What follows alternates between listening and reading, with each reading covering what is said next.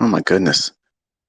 Two two Twitter spaces in the same weekend? The end is near. That's the only explanation.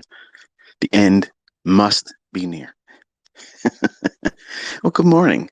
Good morning, everyone. So you're probably asking yourself, how on earth did he find a way back on the airways? Well, my wife decided to go with her family members to the outlets for shopping. So that's uh that's what's given me the opportunity. I said, well, you're getting to do what you want to do. Can I get on there and ramble on ICT? So ramblers, let's get rambling. So we're looking at a topic that many times I've been asked either in my private mentorship or people in Twitter or people in the comment section of my videos. When I open up the comment section, they'll ask me, what's my routine? And I've shared my routine on Twitter. I said pretty much what I do, what I eat, how I eat, my meal plans, and what I do throughout the day. That has been thrown into disarray with this whole house move here. There's been things that have challenged that schedule, so I've had to augment and change things. But the painters are done, and we are waiting on the final pieces of furniture, which will be months away from now. But for the time being, we have pretty much everything that's going to be here, at least through the holidays. So it's allowing a little bit of normalcy. I have to put everything together in my trading room, which is all sitting in the middle of the room under a sheet. So once that gets put together this week, I'll give you a tour. So the routine in the morning, I think really what everyone's asking, because they really don't care about, the calories and the meals I eat and how I exercise and what stretching routines I do and all those types of things. That's the boring thing. Nobody's interested in that. But I did share it on Twitter. But I think what they're asking for is what's my trading morning routine? Like, what do I do in the morning? Like before I sit down in the charts, like what is going through my mind? What do I consider? What are things that are important to me as an analyst? What do I look for as a supportive structure, a resource? What resources do I use? Those types of things. And I kind of like want to talk a little bit about that today. And I know I like to be facetious and say, I'm going to have a short one here. I don't know how long this one's going to go, so it might be brief, but I'll open up at the end. I'll take 5 questions because I know a lot of you want to have a question answered. I'd like to know what your routine is. So if you send that in a tweet reply to this, try to be brief or whatever. It'd be cool for the community, and plus, I'm being inquisitive about it as well. But when I wake up, if I'm napping in the afternoon, because I do generally try to take a nap in the afternoon before the PM session in S&P, I will again hydrate. But if I'm waking up for the morning session, the first thing I do is hydrate. I drink 20 ounces of spring water. And then that's important because you have to have, number one, you have to have liquid. You have to have it. Your brain will function better. Your muscles will be hydrated. You'll get less muscle cramps. And generally, I have a half a banana, and that'll give me potassium because standing in one spot or if you sit, I don't like to sit because my back won't let me do it. But if you do that for a long period of time, you'll get crampy. And I'm not sure if you ever stood or sat in front of charts for a long period of time and you start getting that crampiness in your lower back or somewhere in your body, or you get a muscle cramp somewhere, you can't focus on the chart. You're worried about that damn cramp that's going off. So one of the best things you can do is start your day with hydration. And then I stretch. I go through a routine of stretching. And that's about all I'm going to do for this discussion here, because everything else is obviously shown in that tweet months ago. But what I do is I refer to the economic calendar again, because when you wake up from a nap or if you slept overnight and you're getting ready to do your morning session in trading, it's very easy to lose your bearings. You ever wake up, and I'm 50 years old, and I've had episodes in the last 30 years where I woke up and literally felt like I was late for school. I haven't been in school for a long, long time, but it's just weird how our minds are so powerful when we're sleeping. And when you wake up, you are in a altered state. Like you're not really awake yet. Your eyes might be open. Someone may be talking to you and you're looking in the direction that they're talking, but you're not really there. So you have to obviously refer back to what it is that you're going to be doing, because you could remember something about an economic calendar event. And I've done this. Okay. So I thought that there was going to be a report due and it wasn't due. And I'm expecting something in the marketplace and then realize, oh, what am I doing? I'm in the marketplace trying to do something and that's not even due out today. Or if I'm waiting for 8:30 morning news embargo to lift and there's no news coming out. So I have to make the decision. Do I hold on to this trade idea if it's in drawdown and try to get out with close to even, or if I can squeak out a win from it, or do I just cut bait and just take the small loss because I did something incorrect? These are all things I have done coming up. Okay. So if you've ever had that happen, just know that you're in good company, because I'm not ashamed to say that I did those things too coming up. So you have to definitely review the economic calendar. Now, what economic calendar do I use? Well, I used to use Econo Day, and I mentioned that when I was on Baby Pips. And when I went to teaching predominantly Forex, I grew to appreciate and like forexfactory.com's calendar. I think it's easy. It's easy to manage and filter. I don't like looking at the yellow low impact events. I only looked at the pairs that were of interest to me, but always the dollar. And when I was trading Forex, it would be the euro dollar, the pound dollar, and the US dollar, and only medium impact and high impact news drivers.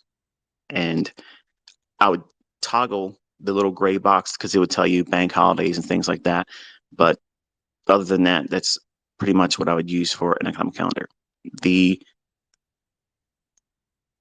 review of what I thought would come the previous day. So in other words, whatever I thought my analysis would see in price delivery, for instance, what did I think was going to happen in euro dollar? Okay. Or what did I expect to see in E-mini S&P before I laid down?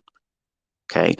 I have to revisit that because while I was sleeping, bombs could be dropping somewhere, a new virus gets released, some kind of boogeyman, narrative gets put in motion, or just simply, a collapse of some kind or something that I didn't expect. And I was wrong in my analysis. The market has done something that I didn't expect and I was wrong. So I have to recalibrate myself and say, okay, what did I expect before I took the nap or before I went to bed? And then when I go into the economic calendar, I have that reminded, because if I expect something to come into the marketplace in terms of volatility, that's what the high impact and medium impact news drivers are for. We want to know when it's likely to increase in volatility. Okay, it's one thing to be like in an earnings season. Like in earnings season, futures, they get wild many times after the close. Okay, and we also know that in Forex, we don't really have earnings season, but we do have economic drivers that come out and they're set to a specific day and time, much like a TV guide.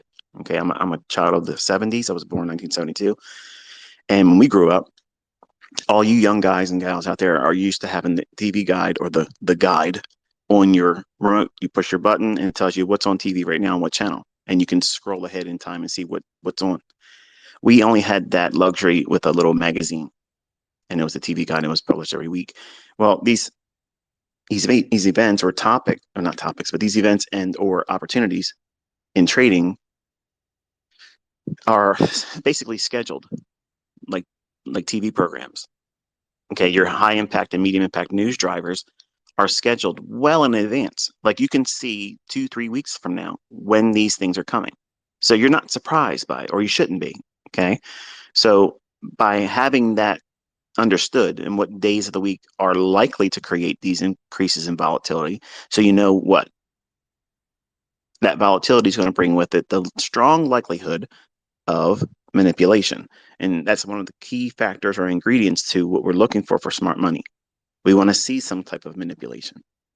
And I'll get to what that manipulation should look like in a moment. But I'm referring to the economic calendar, making sure rather that I'm in front of the charts for the right reasons, and I'm following the right market. So if you're a Forex trader, you want to be looking for your pairs that have the currency news driver that has a high or medium impact news driver coming out around it. It'll tell you the time.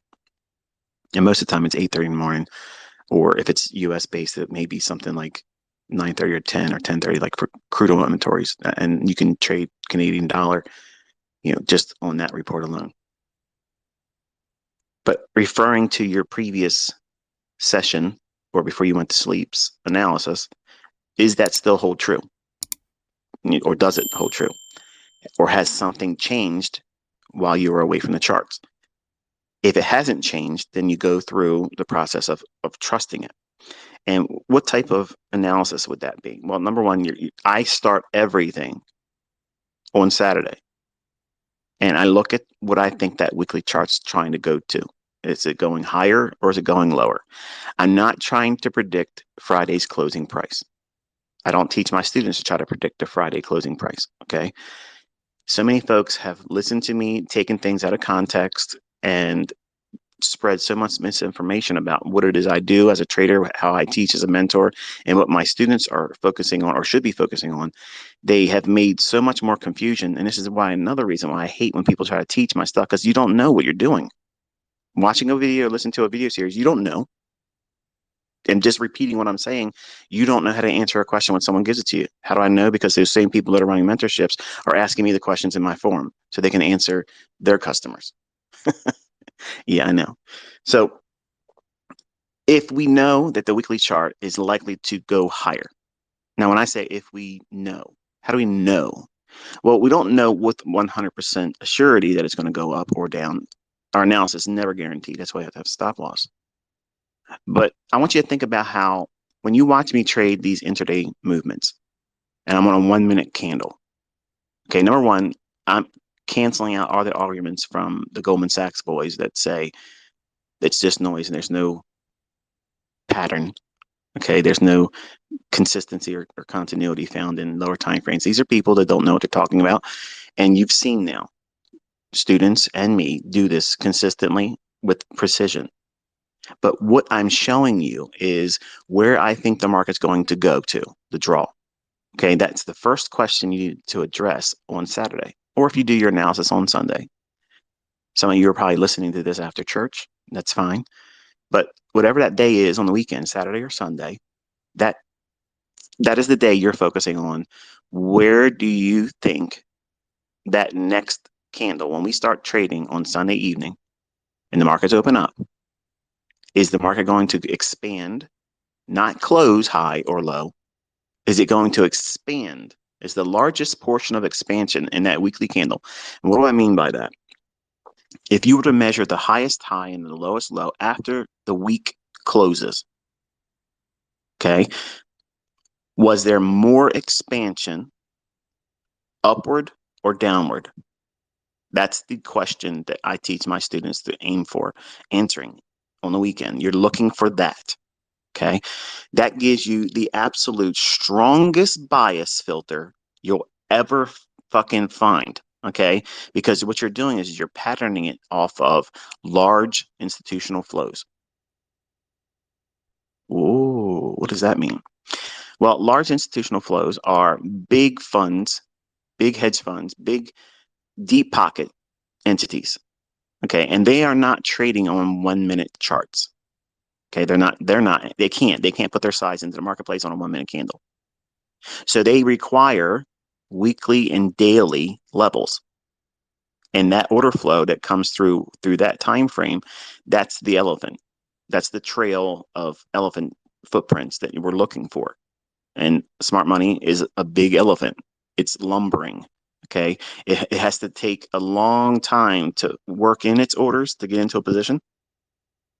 Not the start of a position. Obviously, any position entry that constitutes their participation, obviously, right? But they can't put all of the size that they want on just in one trade. Like you go in and put in your 10 lots or your 5 lots or whatever, and it's done in one clip. boom, it's done. They don't even break the order up. But large entities and large hedge funds, they have to break their orders up and they scale them in. So they're requiring a longer term price swing. And we derive that from the weekly chart. So the weekly chart, the only thing we're trying to do is capitalize on focusing on the next expansion on that weekly candle, removing the importance of knowing how it's going to close. We don't care. We just know that if that 1 minute candle that I show you example after example after example of how the market moves from a order block or runs out liquidity and runs for buy side liquidity, whether it be a single high or a relative equal high, that draw on liquidity is the focus of where I think price is going to go. I'm holding that trade until I'm stopped out or it reaches that target, the draw on liquidity. So for the sake of argument and understanding, let's just say that we believe that that 1 minute candle that we are trading in is bullish and there's buy side liquidity above relative equal highs. When a trade is entered, or for instance, when I have entered a trade and you watch these videos pan out where the market just keeps going up and up and up, and it might have small little retracements, but it ends up going to where I'm aiming for and my limit order gets hit. Every individual 1 minute candle, think about that same 1 minute candle as a weekly candle and apply the same logic that I outline in my 1 minute setups, apply that to that weekly chart. It just takes a whole lot more time to submit to it. So when we're looking at a weekly chart, we're not just trying to guess on the next candle without any kind of logic or rationale behind why it should go up or down. We're looking at where has it been? Did it just take sell side? Has it taken sell side and has yet to trade up into a sell side imbalance, buy side inefficiency? Or has it taken a level of buy side on the weekly chart yet? If it hasn't, guess what? It's likely to continue going up. So that's how easy it is for me to say, I expect this week to have a expansion on the upside on the weekly chart. So if that's the case, that makes me trust initially going in, I want to be in a buy model. So my weekly analysis is framed on, I predominantly want to put my larger positions if I'm going to be trading intraday. I want to be focusing on being a buyer, and I'll do full maximum leverage if the trade is viable. It doesn't mean I won't sell short. It just means that if I do sell short, I have to do half or less than what my full position would be on if I was doing a long in a buy model. I'm going to say that again because you probably just didn't even listen to it. It doesn't mean anything to you because you want to hear something else. But what I just gave you was gold. If my bias for the week is bullish, my largest leverage, pyramiding, building up, using the largest positions I can put on initially and keep adding as equity allows me to do so, I will do that in long positions. If I'm going to go short anytime during that week, I must be at 50% or less of the largest leverage I would use as a trade that week. Because I'm going against what? I'm going against the order flow on the weekly chart. So I'm already building in and tamping down the likelihood of a big drawdown because I'm not opening myself up to potential losing trades with maximum leverage. Just because I'm good and nimble intraday, I'm cognizant that I can be wrong. So I build in these safeguards as best as I can and still be able to engage a short position if I'm in a buy model. But I'm not going to hold on to those shorts very long. I'm going to pick the easiest short direct run to a target and be done with it. And it might go many times farther than where I get out at. And I don't care because I'm going to go right back into looking for the next run on a buy side. You see what I'm saying? I'm filtering out the best of the best. But if I want to participate in a bullish market but sell short, I'm building in all of these ideas that would limit my exposure but still allow me participation. But also reminding myself I'm selling short in a market that I know is more likely to go higher. So I don't want to overstay my welcome. And what does that mean? Holding on to a trade too long or turning it into a swing trade. Or, oh, I was wrong about my weekly analysis. So now I'm going to hold on to this longer and look for even bigger objectives and move my limit orders down farther. And then have it turn against me and stop me out. Even if I've taken partials, I don't like that feeling. I like being out when I want to get out, and I don't mind leaving some meat on the plate. Everybody's got to eat, right? So you're referring to that weekly chart and defining whether or not you're going to be in a buy model or a sell model. And that, again, is defined by, do you believe the largest expansion from the open is going to be up or down? You're not trying to predict that weekly close. That's very liberating. When you come to terms with that, it's not complicated. All you're doing is you're subscribing to the same things that we look for in these intraday charts when the market's still drawing towards a old high or relative equal high, or if you're bearish. Let's just say the weekly candle, you're expecting it to go down, the larger expansion going down, because it has recently, in recent weeks or in months, it has taken buy side and it's been dropping, and you can see clearly it's reaching for an old low, or it's about to reach into an imbalance, a buy side imbalance, sell side inefficiency. If it hasn't reached into it yet, then that means what? I'm going to side with the likelihood of the next weekly candle or the one that's about to open up tonight. And I'm not saying this is the case for this particular week. I'm just giving you the routine. That's what this topic is.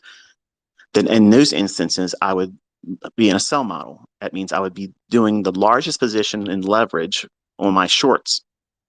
If I'm selling short, I'm going to be willing to use the largest leverage that's available to me. But if I go long anytime during that week, I have to be at 50% or less, whatever my largest maximum leverage would be if I was going short in a bearish week. Okay, very, very important. Very, very important. Those things helped me a lot in my 6th and 7th year.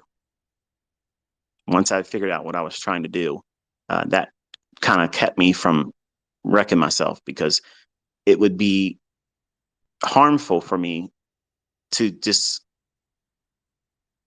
I guess not, to eliminate the idea of getting drunk with the volatility of buying and selling, because I can do both just about any market condition, unless it's a one-way straight, rip rate from like a CPI type of event. you're not doing both directions in that. With those instances put aside, I can buy and sell in a market condition pretty much intraday. I can do both sides. But just because I can, does it mean that I should just do it because I can? No, I want to maximize when it's on the right side, when it's in line with that weekly expansion, because I'm in line with the large flow. Large institutional order flow on the weekly chart, if it's bullish, or if I'm anticipating it to be bullish, I want all of my emphasis on being long and the leverage behind those trades to be at the maximum there. I don't want to be maximizing my risk and use the largest leverage in a time when I know in my analysis that it's likely to go higher based on the weekly analysis. I don't want to be going short with the largest leverage, because what I'm doing is I'm inviting the market to whip my ass and to do it the best way it can with the maximum effect. So I want maximum effort on my side. I don't want maximum effort on the risk side, where it could punish me, much more than I would want to suffer. So that's the reason why I do that. But when I go through the economic calendar and I remind myself of what I'm looking for and when the volatility should come into the marketplace, when does those high impact or medium impact news drivers come in? And then I'm waiting for that to occur. If my weekly analysis is aiming for or indicates to me through my own interpretation that it's bullish and I'm in a buy model, I prefer to see some kind of bearish drop at that medium or high impact news driver, preferably into some kind of buy side imbalance, sell side inefficiency, or below relative equal lows, or a single 15-minute candle low. Now, 15-minute is my bellwether. Like, I could trade everything in every model that I know. I can use just a 15-minute candlestick chart and do everything I can do. Period. I don't need to drop lower, and I don't need to go any higher. I could just simply just trade off that. That is not an invitation for you to say, okay, ICT said that, so now that's what I'm going to do. Your bellwether might be an hourly chart. It might be a 5-minute chart. It might be the daily chart. It might be a 4-hour chart. Don't let me, as your mentor, influence you and you copycat every single thing I say I do. That's the worst thing you can do as a mentee with anyone. You have to bring your own personality, your own influence, the things that are meaningful to you, your signature, your fingerprints. They have to be all over this. You can't just say, I took ICT's 100%, everything he said verbatim, and now it's mine. It might be for some of you, but I don't want that. I'm not trying to create copycats of me.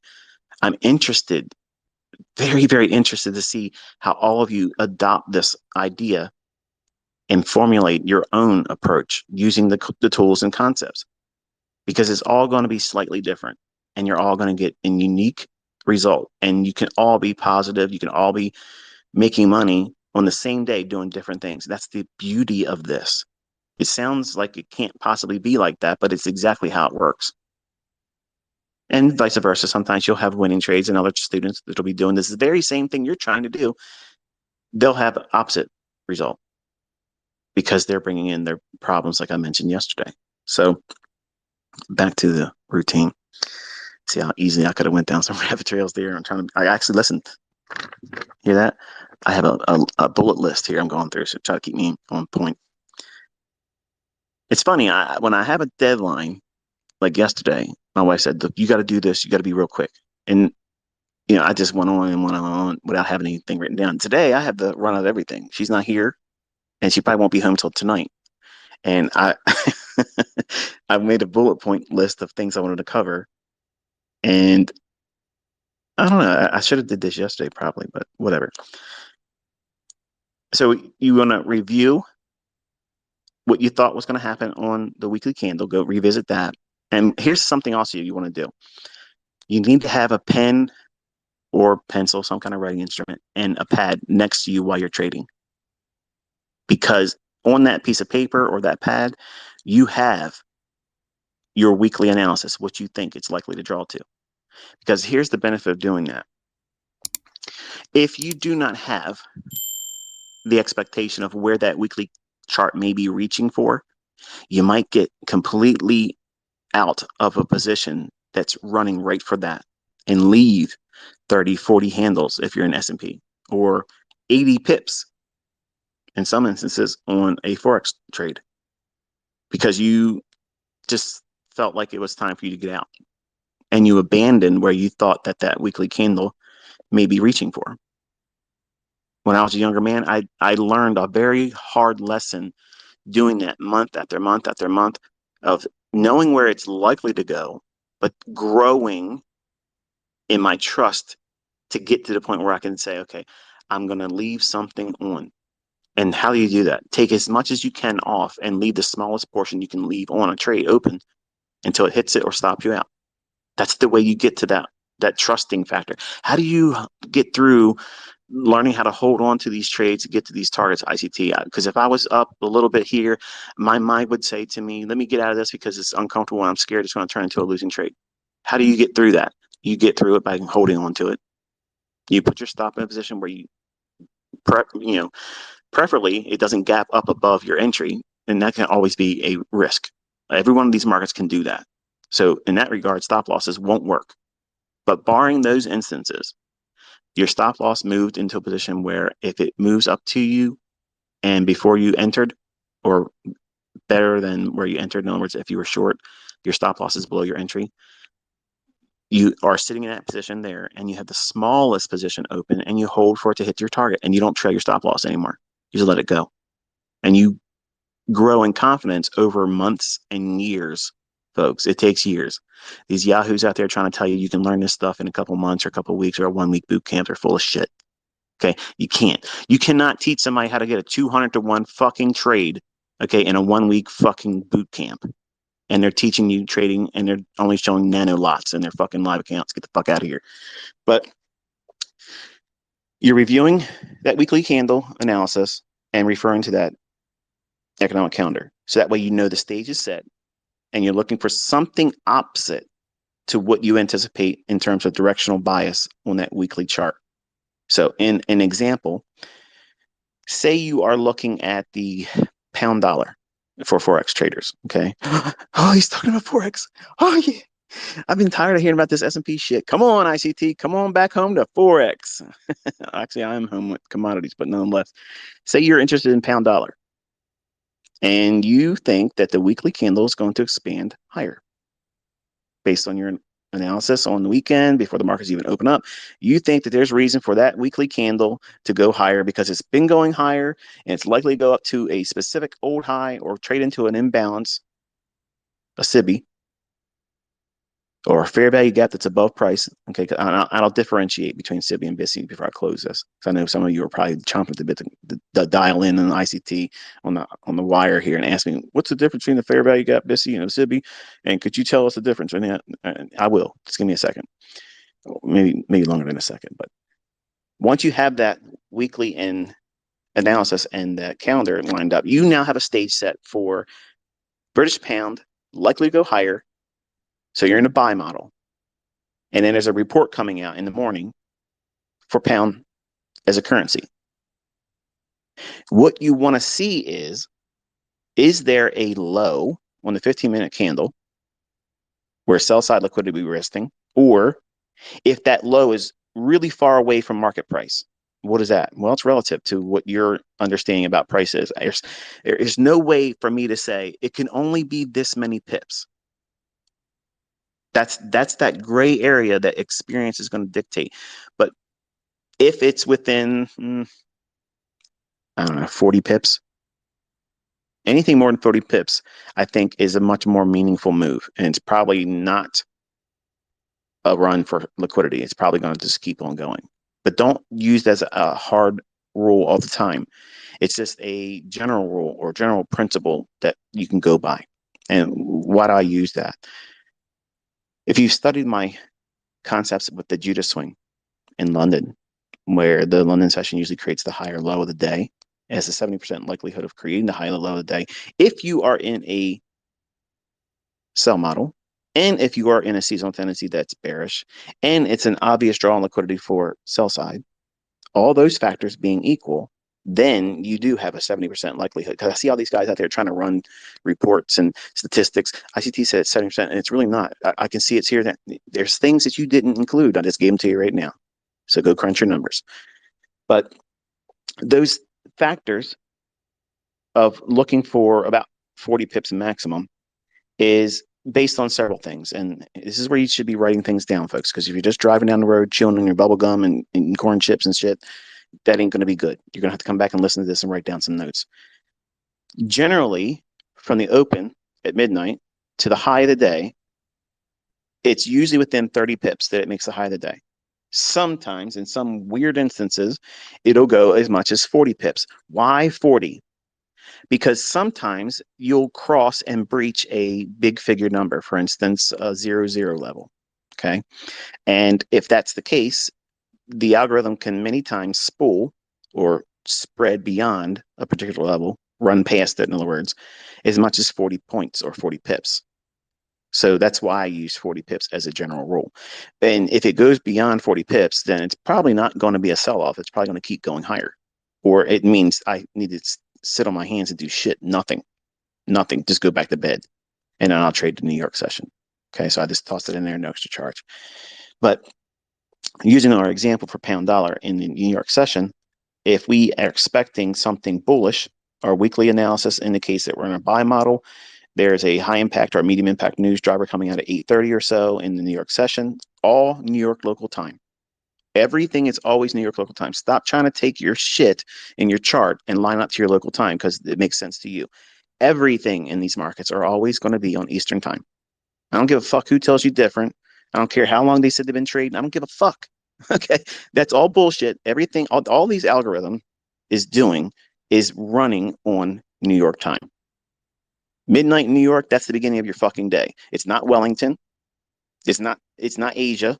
Okay. It's New York midnight. That's the opening. Okay. I don't give a fuck. Anybody tells you different. That's the way it is. And you bring them, if you're here listening, you bring your shit and I will run right with you and I will run fucking circles around you and show you exactly what these fucking markets do. But you're going to fucking be schooled.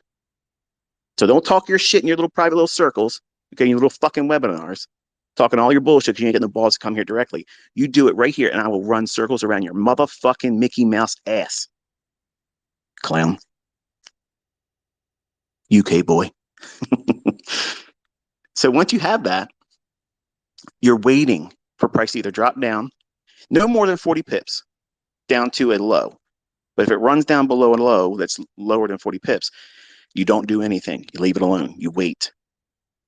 Just let that go. But if there's a low that say it's at 40 pips, lower than the market price, before that news driver comes out at 8:30, you look inside that low to where the market price is now. There should be a price leg that has moved up. Is there a fair value gap in that? If there is, then you're anticipating now that the market drops down into that fair value gap and not below the low. Now, here is that point of contention that every student of mine has, even private mentorship students. They want the silver bullet answer that says, okay, here we are. We're at the brass tacks. This is where the rubber meets the road. ICT, lay it on me, baby. This is it. Hear that? That's excitement in your voice. You're talking to yourself, and I'm not in the room with you. How do I know, ICT, that I can buy that fair value gap and it won't go below the low? Are you ready for this one? Ready? You get your pen and your paper? Write down this. I don't fucking know. You don't know. That's why you put a stop loss there. Are you fucking kidding me? Yeah, that's it. But what happens if it goes down there and I get stopped out? What you do is you wait for it to create a short-term high. And then if it goes back below that short-term high, that's a shift in market structure. Wait for another fair value gap. Then you buy that one with half the risk that you lost on the first trade. If you lose on that one, you're done for the day. Done. Done. How's that fucking complicated? It's liberating. You don't have to know. But if it does happen to you adversely, you know what you're going to do. And if it happens again as an adverse effect and you lose, you're done. You're fucking turning the charts off. You're done. That's your morning routine. You're done. You did your 2 trades. You've lost on both of them. You're done. Or the second one wins and you recuperate some of the drawdown, if not all of it, and maybe go into profit. That's the part that's going to separate all of you from the people that stick with this. Because if you can't accept the fact that you're probably going to lose and it won't change anything, it just takes a little bit away from you. Just like it takes away from your fucking gas tank when you drive to your fucking slave job. Okay? It costs you money to go to work, but you don't ever look at it like that. It costs you toll money to get to work, but you don't look at it like that. That's a fucking loss, okay? Your stop loss is getting hit every fucking day. As soon as you start that car up and you're driving down the fucking road, your stops are getting hit. It's costing you fucking money. You got to replace a fucking tire. You got to replace your tires. You got to change your fucking oil. Guess what? That's drawdown, baby. It's all about perception. You're running around with blinders on. You can't do this and not lose money. You're going to lose money, but you have to manage effectively how you lose it and come back from it. So you're going to do one of those 2 things. You're going to look for a swing low. Now, if it's less than preferably 30 pips, that swing low on the hypothetical example of pound dollar, I would, even if it had a fair value gap, I would give it the likelihood or the opportunity to trade below that low, especially if it's a high impact news driver. I would look for it to potentially run that low. But if we trade down to the fair value gap in that low, if it's less than 30 pips, I sacrifice that entry that would have been at the fair value gap because I'm waiting to see if it wants to take the low out. If it takes no interest in going below that low and it reacts at the fair value gap, then what I'll do is I'll buy the next down close candle as an order block. That's it. Isn't that straight to the fucking point, folks? Okay? You young guys, get to the fucking point. You can't get any more to the fucking point than I'm doing right now. I'm literally giving you IPTA step by fucking step, and you're still gonna fucking complain. Whatever. So what you're doing is you're determining if you're bullish in a buy model, you're expanding higher on the weekly candle. You're waiting for opposing price direction at the time of the news driver being released.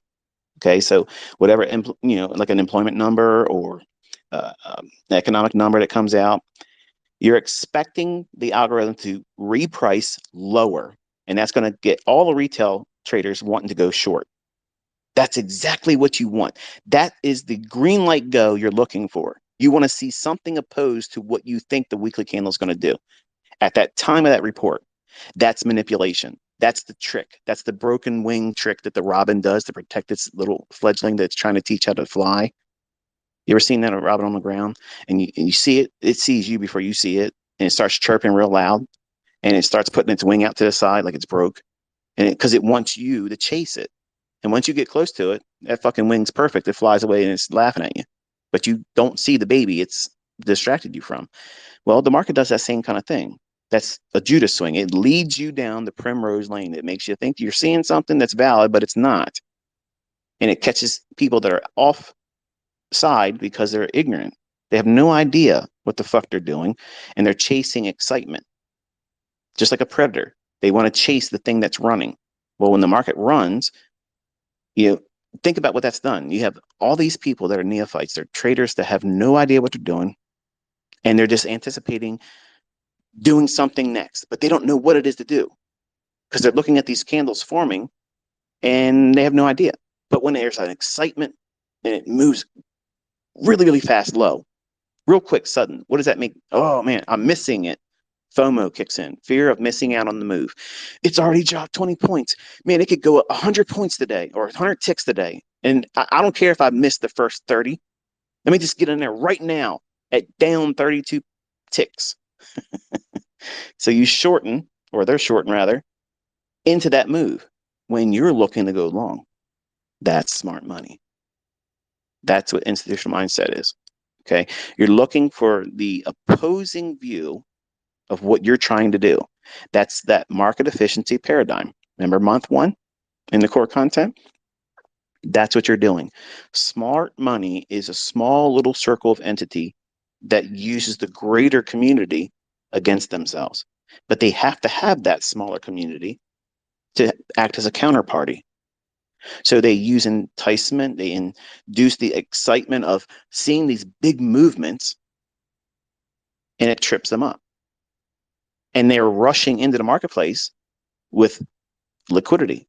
What are they doing? That big drop that occurs. Let me say this.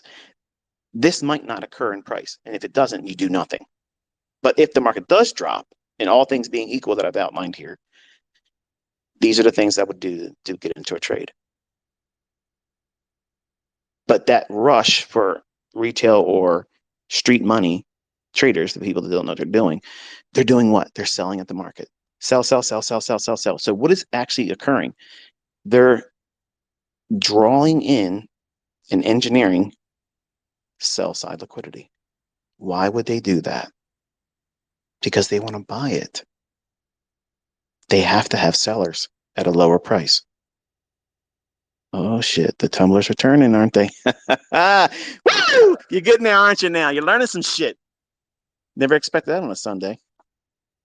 Some of you are listening to me in your headphones right now, and you're wondering if the person next to you at the church pew thinking, did he just hear ICT this holler and whistle?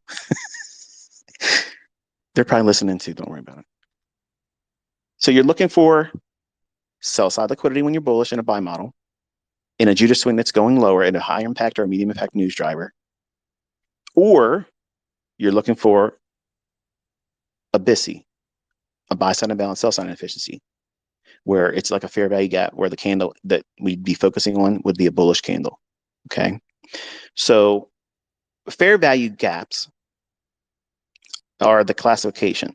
Okay. That's the imbalance. And to set this record straight, it is not in any George Engel books. There's a fucking clown out there trying to say that this is taught in George Engel. In fact, I'll fucking prove it to you. I'll thumb through real quick and show you there is no fucking reference to a fair value gap in Winning in the Futures Market by George Engel. Okay. I have the book. You can look at it too. It's on fucking line. It's not in there. $500,000, find my shit anywhere before 1996 in print or in video, anywhere. You won't fucking find it. Go fuck yourselves. So you're looking for one of two things. If you're bullish, you're looking for sell stop to be rated or engaged. Or if you're looking for a fair value gap, preferably if you're trading Forex, it's preferably less than 40 pips below the market price. In other words, the market price being right before the news event comes out, or preferably below 30 pips. Okay, so that factor further increases. Let's assume if you're bullish and say London, we'll ring in London too, because this is what makes New York better, in my opinion. You have the added benefit of knowing what London has done. Let's now say that we had a previous late session low in pound dollar the day before New York midnight for today's hypothetical trading day. And overnight in London, we traded down below that, and then we had a nice reaction higher.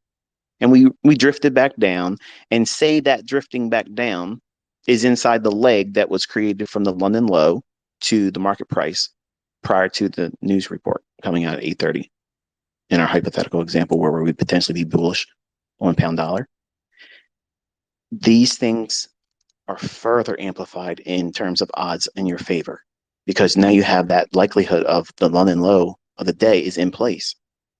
And now you're not going to see much of a retracement lower in that leg because they don't want to get close to that low. It's already locked in.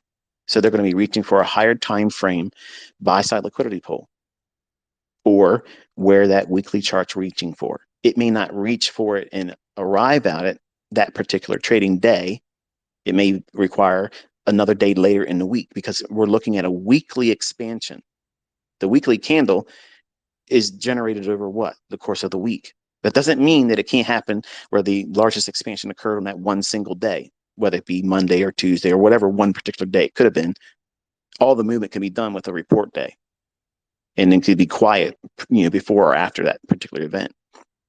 So you have to have all that factored in, which is why it's important to only be focusing on medium or high impact news drivers, because you will be less likely to miss the moves if you do that.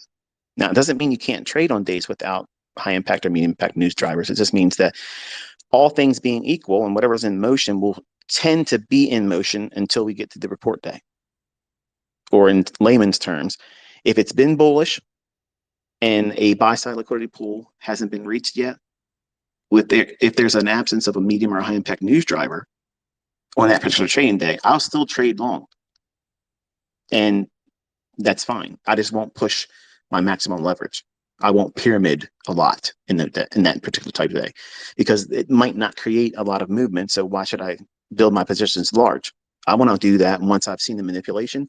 It showed me its hand, like a poker table. Okay, I've seen my player's hand. So now I'm going to play mine strong. I'm going to go all in.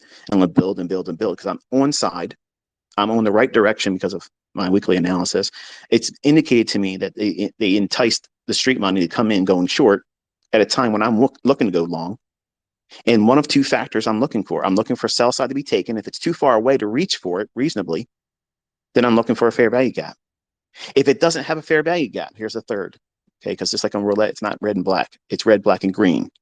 And green can fuck the whole show up.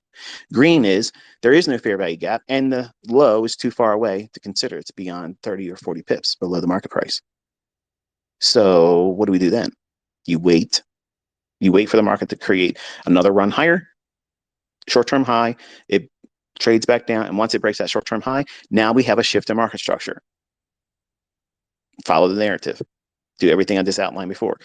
Look for a fair value gap or a run below a low and submit to it. You might have to do a secondary trade with less leverage if you get burned on a fair value gap entry. But that's my 2-trade rule on it.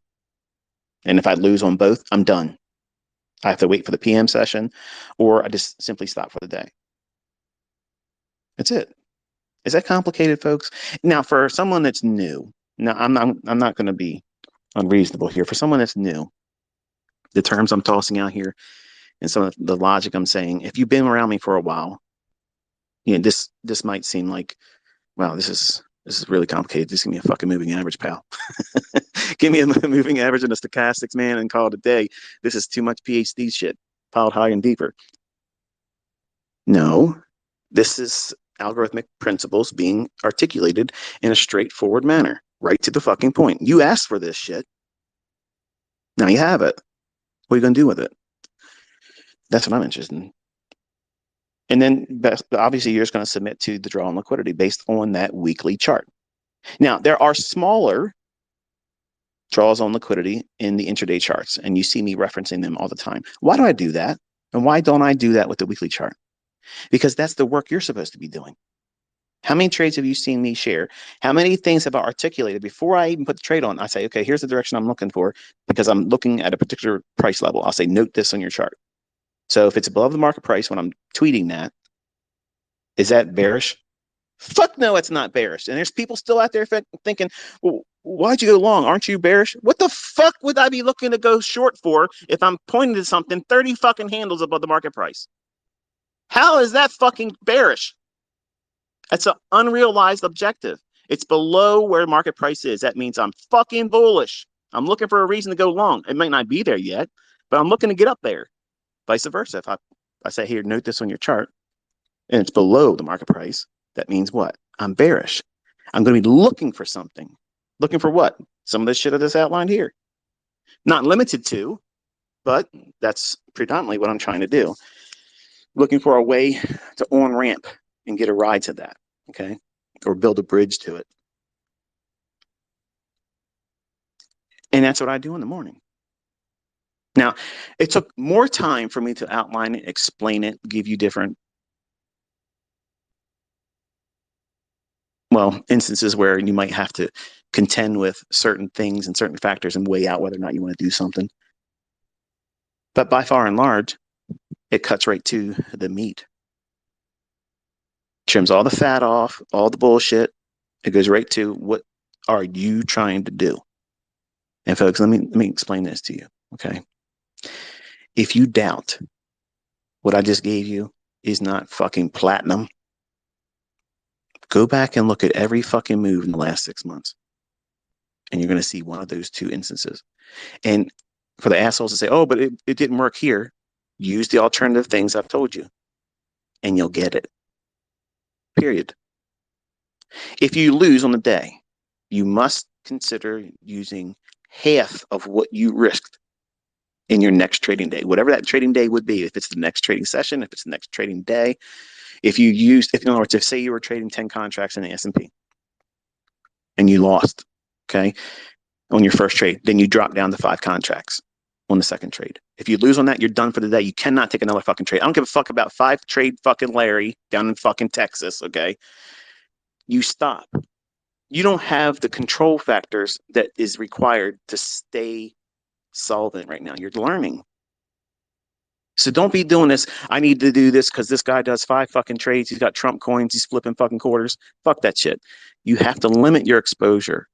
You have to do that now in the beginning, because if you don't, you're going to develop bad habits, or you're just going to blow your fucking account, and you're going to discourage yourself before you even give yourself a real chance to do this and succeed. But if you take 2 trades and they both lose, you took one at 10 lots, you lose. You take one at 5 lots. That's half of what you leveraged on your first trade, then lost. The next trade, you're taking 5 lots. If you lose on that one, you're done for the day. If you win on that second trade, regardless of what the win is, you're done for the fucking day. You do not trade in the PM session. Done. But Michael, shit, you don't fucking trade again. You won. Leave it there. There's other trading opportunities. Stop fucking thinking that one trade idea, that one particular trading session is the be all end all. That's your fucking career. You're trying to encapsulate your entire fucking lifetime career in that one trading day. The fuck is wrong with you? Stop thinking like that. That's what every neophyte retail losing fucking prick does. I'm telling you, because I did that same shit when I was 20 years old. Stop. You have to expand your expectations beyond that right now moment. How is the decision you're about to make right now going to impact your career? Is it going to fucking end you? Are you going to invite the ending of your career in that one trading session, that one trading day? Because that's what you're really fucking doing when you break these rules. So when you break them, don't fucking cry to me. Don't you dare send me a fucking tweet saying I didn't listen, because I don't want to see it. Because I've given you reasons now how to avoid it. I've given you the logic on how to avoid it. But if you take in one trade at 10 and you lose, you take another trade at 5 contracts and you lose, you stop trading. Whenever you trade again, whether it may be the next trading day or next week, say it happens to be on a Friday, okay? My best advice is if you had a winning week, don't trade on Fridays because you'll regret it. If you lose, you're going to want to get back to what you had as an equity high for the week in such a short little period of time. And the market generally tends to get real quiet towards the end of the Friday week close. And you'll think you see shit in the charts and they won't be there. And you'll lose more. And you'll go into the weekend hating it. Because either you gave back the weekly gain or a large portion of it, and you could have been feeling good about it on the weekend saying, you know what? I didn't trade on Friday. I had a good week. Why push it? Why? Why the fuck do you need that? Because you're trying to increase your social media equity curve, and that's a fucking loser's game. Don't do that. It's about making fucking money and consistently keeping it. Fuck their opinion about you or me. Who gives a fuck?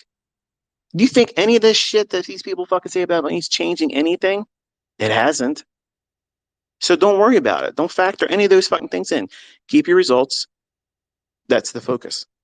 And follow the fucking rules. But whatever that next trading day is, whether it be the next trading day or the next week, on like on a Monday, if it's been Friday, you did this 2-day or 2 losing trades in one single day. What would you trade with if you lost 10 and 5? Well, you can't do 2.5. So just do 2 contracts.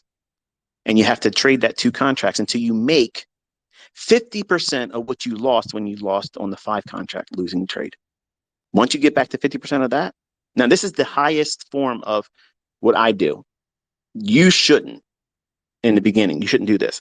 You should recoup the full loss that you took at the 5 contract loss. And then at that point, then you can go back to trading 5 contracts. And when can you go back to 10? When you make what that losing trade was when you lost on 10 contracts. You have to be organized. You have to be diligent about keeping records of what you did, how you lost the money, and how do you build it back systematically, soberly. You're not trying to go out there and just roll the fucking dice. It's not fucking Las Vegas, folks.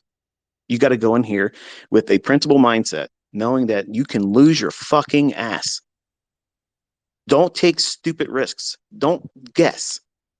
If it's not obviously in the chart and if the conditions aren't ripe where the production of a result that is favorable isn't likely and more in your favor than not, you don't fucking trade.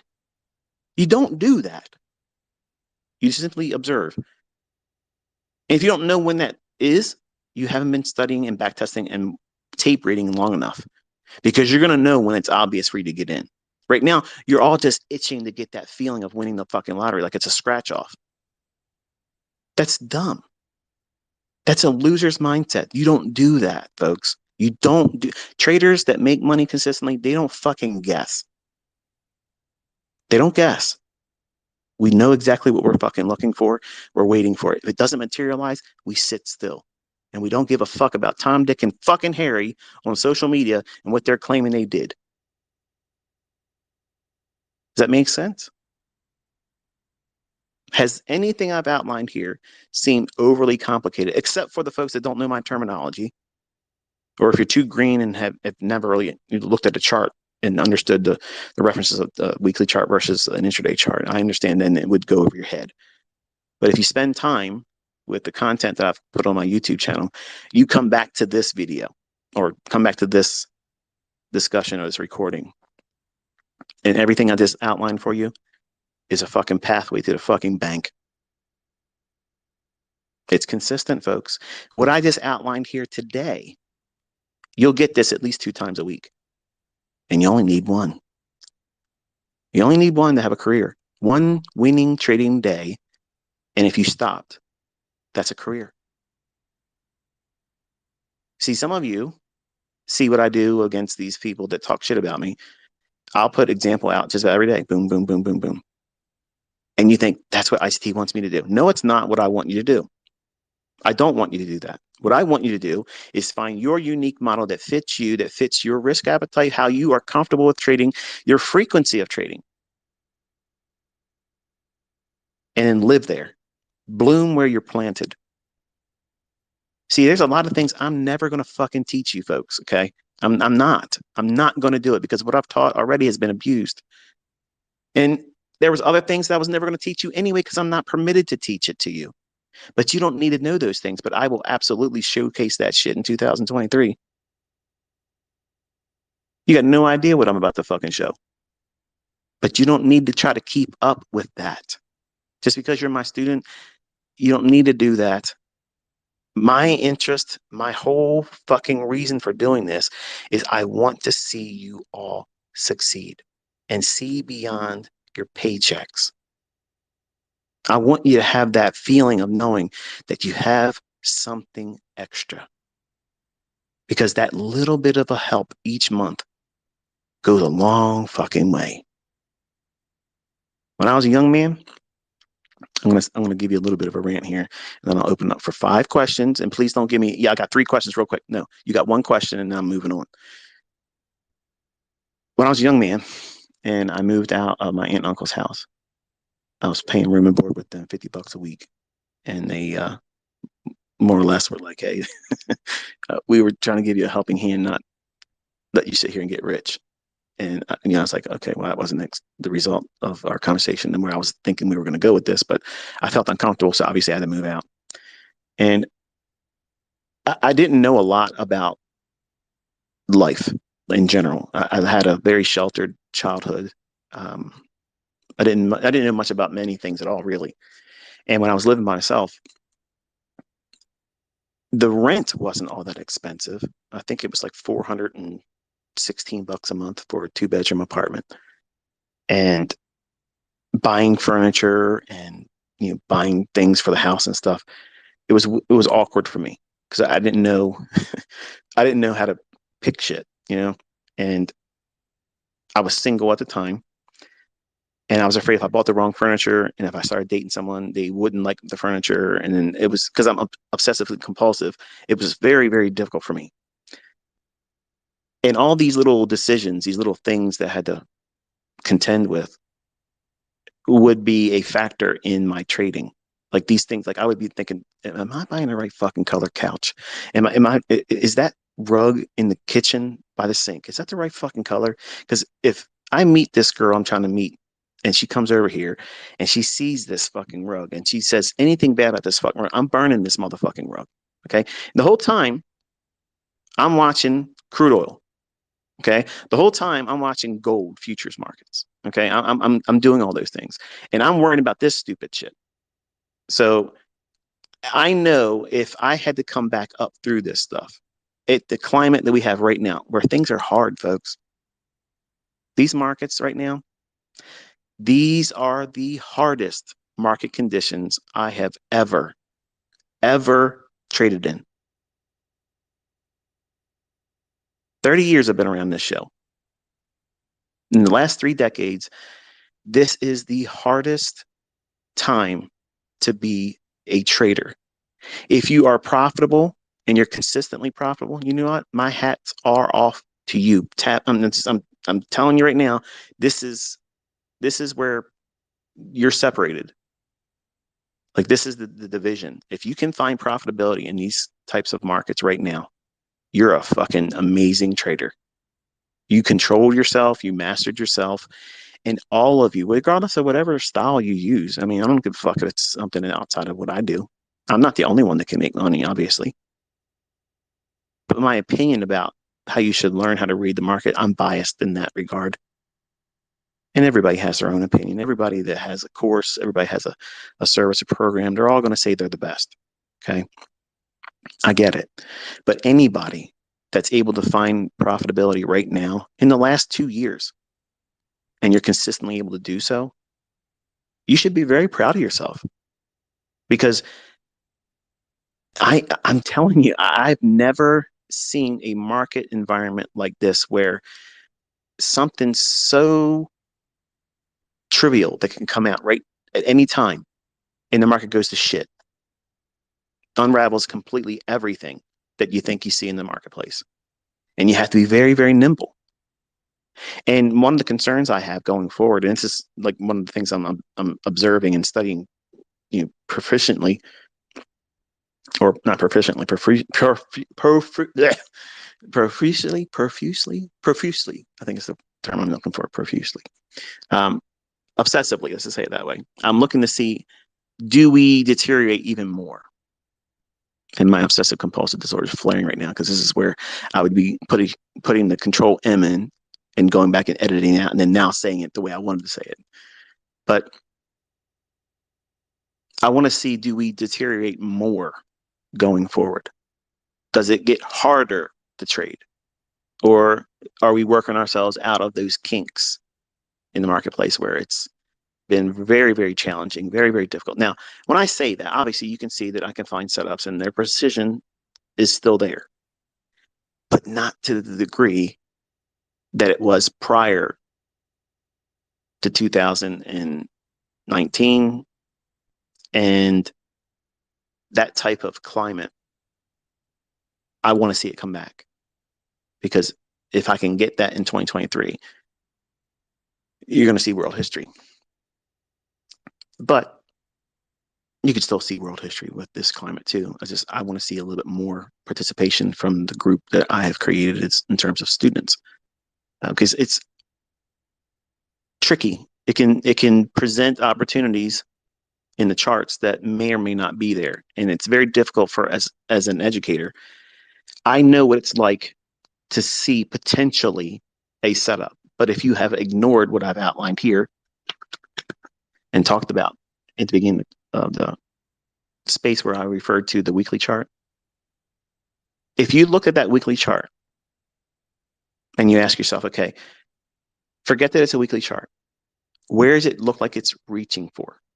It's going to keep moving up or keep moving down until it gets to a specific level. What is that level? If it's going up, it's going to go to an old high, because there's buy side above that. Whose buy stops are up there? Large funds. There's a reason for it to go up there. Okay. It's not buying pressure that's leading it there. The algorithm is just drawing up to that. When it gets there, it doesn't know that traders have paired themselves with those orders. It doesn't have that understanding. It just knows that that's where they are going to be residing. The algorithm doesn't know where your stop is and doesn't know where my stop is. It knows where every pool of liquidity would be, which is common sense. It's above old highs and below old lows. And whatever has happened recently, sell side's been taken. Okay. Make it real simple, ICT. What's it going to do? It's going to go for an imbalance above market price, which would be a SIBI. And I haven't forgotten, I told you I would differentiate that. It's going to reach up into that. Or if it continues through that, that will be your first objective, to get into that SIBI, but then trade to an old weekly high to tap into buy side above that weekly high. Then we sit still. We wait. Because what are we waiting for? We don't know if it's going to reverse there, and we don't need to fucking know. You just wait and see if it does. If it doesn't and it starts to continue more, fine, no problem. You continue with the buy side and you continue looking for what's the next draw on liquidity on that weekly chart. That's the number one principle for knowing what daily bias is. Why should that weekly chart be going anywhere? What's it reaching for? And reverse everything I just said for when it's bearish. If we have recently traded into a SIBI and moved lower from it, and we haven't taken out a short-term low or trade into its nearby buy side imbalance, sell side inefficiency, the fair value gap that would have a green candle or bullish candle in between the two candles that would frame a fair value gap. If it hasn't traded down into that yet, that's your draw on liquidity. So until it does that, I'm thinking I'm going to sell model until we get there. Isn't that fucking easy? Isn't that easy? You need fucking harmonic fucking patterns on your fucking chart to trade. Why can't you just do this? You need all these moving averages and fucking indicators and shit on there. No. The things I do are not complicated. Understanding the language so that way I can communicate what it is that I'm looking for in terms of a myriad of opportunities. I have lots of approaches. I have lots of tools and concepts because guess what? There's lots of fucking opportunities out there, and they're not always cookie cutter. So you get these 20-year-olds, oh, ICT is too complicated. He's got too many concepts. He's got too many tools. He's got too many. Because I'm a fucking well-rounded trader. I've been around for a long time. I got a lot of fucking weapons in my arsenal. And the longer you do this, you'll do it too. You'll have one choice set up, one weapon of choice that you love using, your fucking bazooka. Okay. Mine's a 50 caliber Barrett. Okay. That's my one shot, one kill. I look for that each week. If I don't have it, no problem. I'll pull out my fucking 9mm and plink fucking shit. That's no problem. I can still take shit down with that. But I go in looking through my scope on my 50 caliber with what I just outlined right here. I don't need a fucking video to do this. I can explain it to you. And when you're listening to me and you're considering how you do your routine and what you've not been doing and versus something like this and how simple it is. It takes me longer to talk about it, even condensing it in the beginning, than it does to do it. And you make that a pattern, a routine that you do every single week. And in the beginning, you don't go in trying to predict it because right now you now have it. And the worst thing you can do tonight is, okay, the market's going to open up. Fuck it. I'm going in all in. I'm going to get funded, or I got a funded account. I'm risking it all. He's just told us the secrets. He spilled the fucking beans. I'm going to go out there and I'm going to get it. Well, you're going to get it. All right. You're going to get fucking creamed because you're trying to do something you don't know how to do yet. So now, since I've shared this with this community and everyone listening, I want you to go forward until February. Do no trades with this. Don't do any trades at all. I want you to use what I just outlined in this space, study it, and then you determine whether or not there's any validity to what I just taught you. Don't take my word for this. Don't believe any fucking thing I've said to you here or anytime anywhere, because everything I've said has always been an invitation for you to see what I've said is the truth. You'll see it in your own charts and your own results. You will see it. And it won't matter what anybody else says about what you're learning because you'll know it's real. And nobody can take that away from you. And the feeling of knowing what it's likely to do and it fucking paints in your own chart real time and you watch it come to pass, that's a feeling like, fuck. That's like knowing the winning lottery numbers every fucking week. Speaking of that, have you noticed the Powerball? I'm not a big lottery fan, but I did like the idea of it going up to $2 billion. And I told my wife, I said, they're going to pull some fucking shenanigans. And they did. They fucking did. They didn't even do a drawing. They said there was an issue. Oh, there was something wrong with the fucking the counts. They had to do another count in some state or whatever. And we'll get back to you. Your tickets are stamped for that drawing that day. Okay. And then they don't even do a drawing. They said, here was the winning numbers. We did some other drawing, but it wasn't televised, and we have no record of it. And here it is. And somebody won it in California. Oh, is that what happened? Some motherfucker in California got that $2 billion. But guess what? It's been weeks since then, and the Powerball is still at 40 million. You think people are waking up to that saying, fuck you, Powerball. It's rigged. It's all fucking rigged. But the Mega Millions like 300 some million because they're boycotting Powerball because it's all fake. But here's the thing. They're all the same. They're all fucking rigged. They're fucking fake. They're not going to fucking pay $2 billion to somebody in the fucking world, okay? On some Mickey Mouse fucking shit. $2 billion? Get out of here. Get the fuck out of here, man. But anyway, it's time for the 5 questions. Let's see who's on the list here. Now, I'm going by, the person that's at the top. And when I look at this stuff, it'll say here, here's the question or whatever. Or the person asking a question. Oops, let me see. Let's see if I did it wrong here. It says I got 19 requests to speak, now 20. And I don't recall how to, because all I'm seeing is everybody. Hang on here.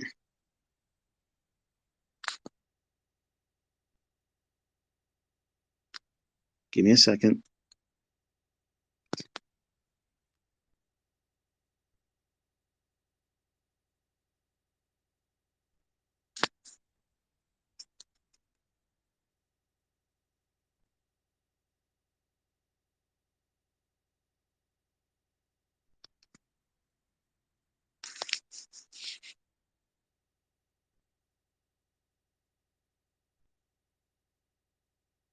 It did say 20, but now I'm on the page. It says request and it says 0 request to speak. And I know that's not true because of this song.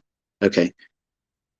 The first person here is Panache Graham, and I'm not about to pronounce that last name, so I'll do it wrong.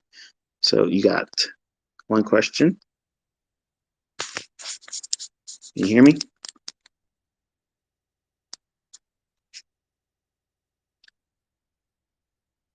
Can you hear me? Hello? You're on the air. My name is Panache Gorigi and I'm from Zimbabwe. My question is concerning Forex. I've been studying your mentorship, ICT 2022, and did the core content. So I want to ask, you seem to be a bit off with Forex. Is it okay for us to continue studying, studying the content that you're offering us on Forex, or we should continue, or we should study future indices? Okay, so if I understand your question correctly, you want to know, because I'm not trading Forex anymore and I have no active interest in Yeah, returning you to it. seem to be. Should Yes, you, as my students, yes, yes. should you not be doing Forex and only trade index futures? That's your question? No, like study? Should we study using index futures or Forex? Basing Well, on your. I'll say this. Mhm. If you are interested in Forex still, you can do that, but you should be studying index futures because the things that I'm teaching in real-time market conditions and the things I'm teaching with my examples and such, you're able to see and study it live right now with me. Like, for instance, if you go back and try to look at a 1 minute or a 5 minute chart on TradingView, Mhm. like 6 months from now Mhm. or in the past, you can't really pull that data up. So it's important for you to study what I'm showing you in E-mini S&P or NASDAQ futures because the same thing applies in Forex. The only thing that's different between Forex and index futures is there's a slight beginning time difference. Forex can start earlier, and index futures is 8:30. They both can be used at 8:30, but I can take a trade in both. But using the model, using index futures, if you study that and just simply apply those ideas to the time windows for Forex, they still work the same. But for real-time trading and real-time learning, you should be studying the US 500 and the ES or the NQ or the US 100 if you're going to be using like Forex brokerage firms. Studying that actively, you will learn, you'll grow, and I'm not trying to funnel everybody into futures because it's all going to be a personal choice. And my convictions that are personal about Forex, they're mine. I'm not trying to I'm not trying to make anybody not want to trade Forex. I just disclosed why I'm not willing to do it. Does that answer your question? But so you mean the patterns are the same? We should, if you are trading Forex, you should continue studying with Forex and everything. Yes, they're the same mechanics, the same entry strategy, the same trailing of the stop loss, the same partial. The model itself works in every asset class, whether it be Forex, whether it be commodities, bonds, currency futures, index futures, and I have a lot of students that swear by it in crypto. I don't co-sign that myself, but they say it works there too. Okay, thank you very much. You're I welcome. think Thank I'm you very much. answered now. Thank you, Okay, sir. Have a good day. thank you.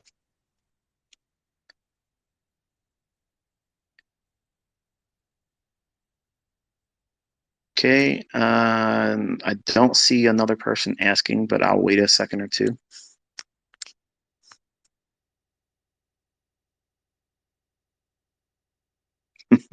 This is very cumbersome. You got a question? Request. If you have a request, are you open to talk? I guess toggle it off and toggle it again. It might be a way for me to see because that other guy just popped up.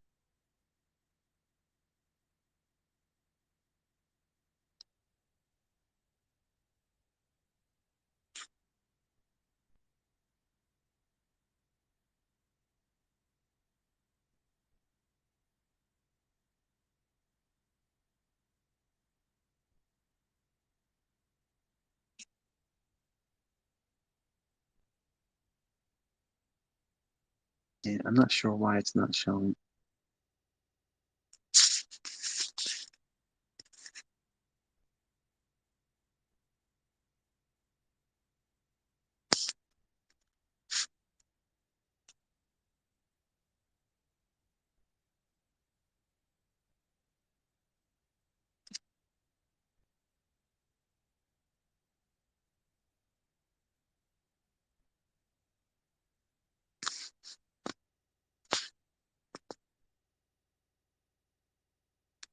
Okay, now I see on one screen it says I have 107 people requesting to talk.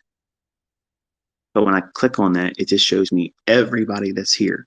And I don't know how to differentiate from the first person in the list. Or even, there isn't in the list, really. It just shows everybody that's listening.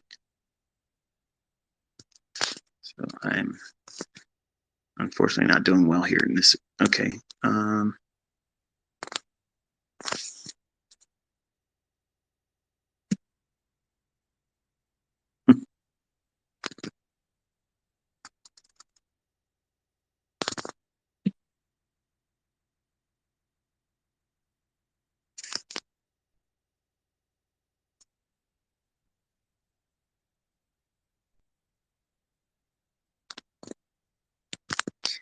Yeah, see, I don't know why it won't let me.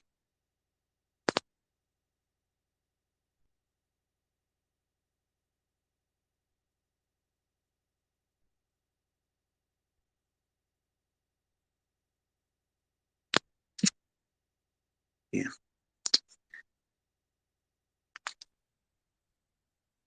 I don't know how that last person requested because it popped up on the screen where I says, I have guests open on Twitter Space. And it says that I'm the host. It says co-host 0 with 2 spots open and speakers 0 with 10 open spots. And then below that says requests to speak, 0 requests. And I don't know how to get all of you that are asking me a question. I don't know how to get that to happen because it says I have 129 requests to speak.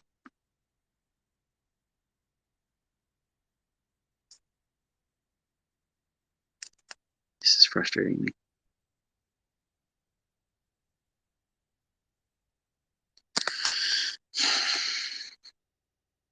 All right, let me do it this way. The first 4 people that tweet to me,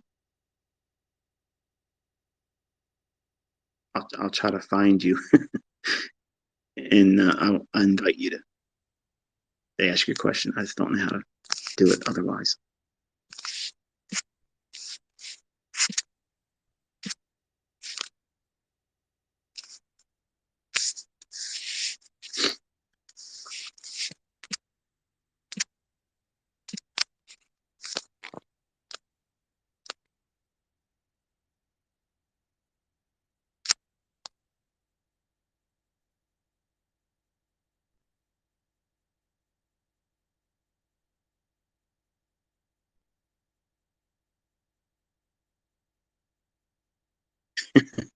Pro charge move bar, watch a video.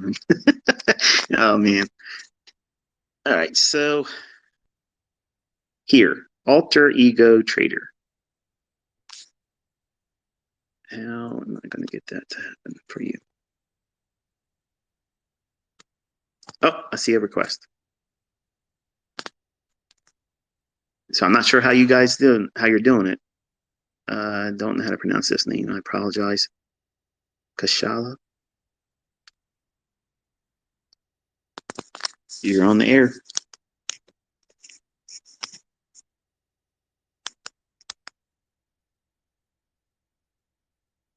Can you hear me?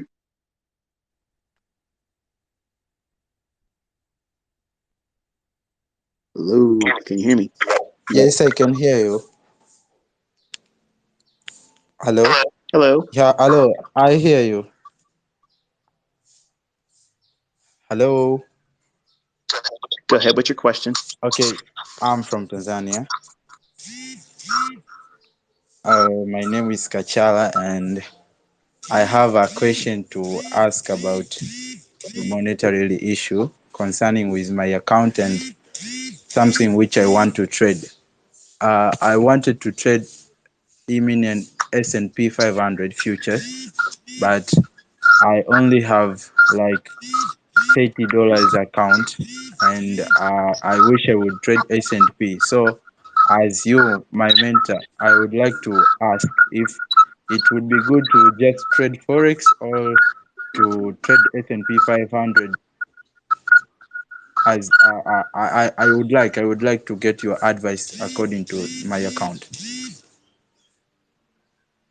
I don't.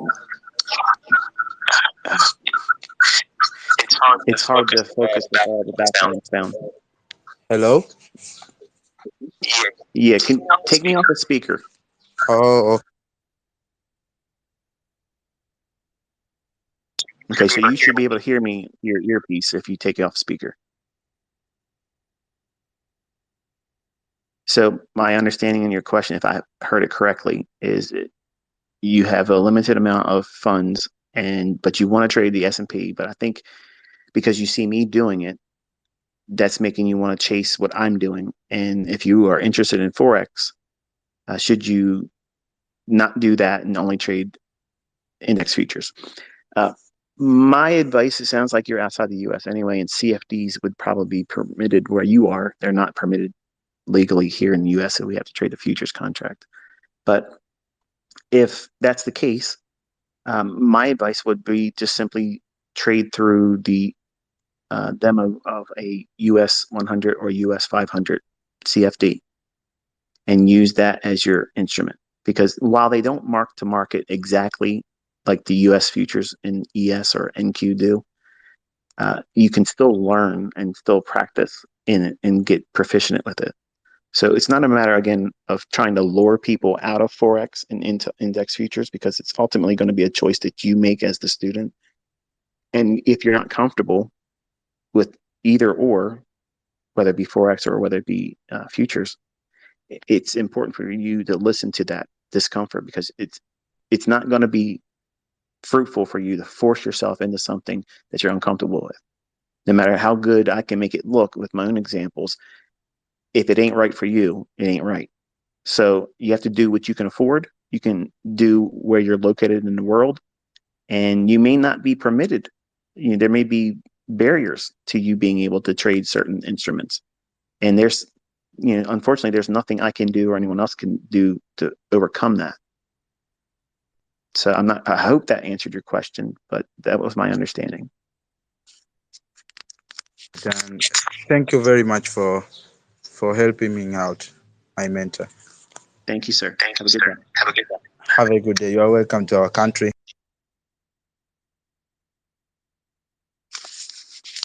Alrighty. Again, I don't know how I got 0 requests right now. I know some of you probably might think I'm being less than honest, so I'm going to screenshot share this. I'm going to show it to you.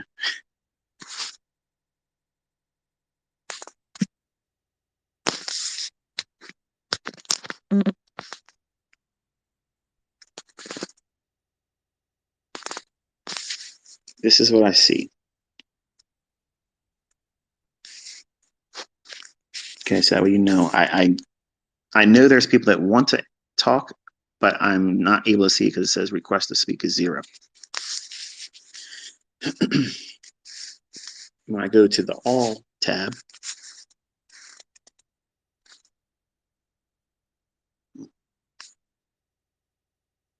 I don't see anybody requesting now. I got 3 more spots open. I'll give you 10 more minutes of my time, and then I'm going to have to close it whether you ask or not.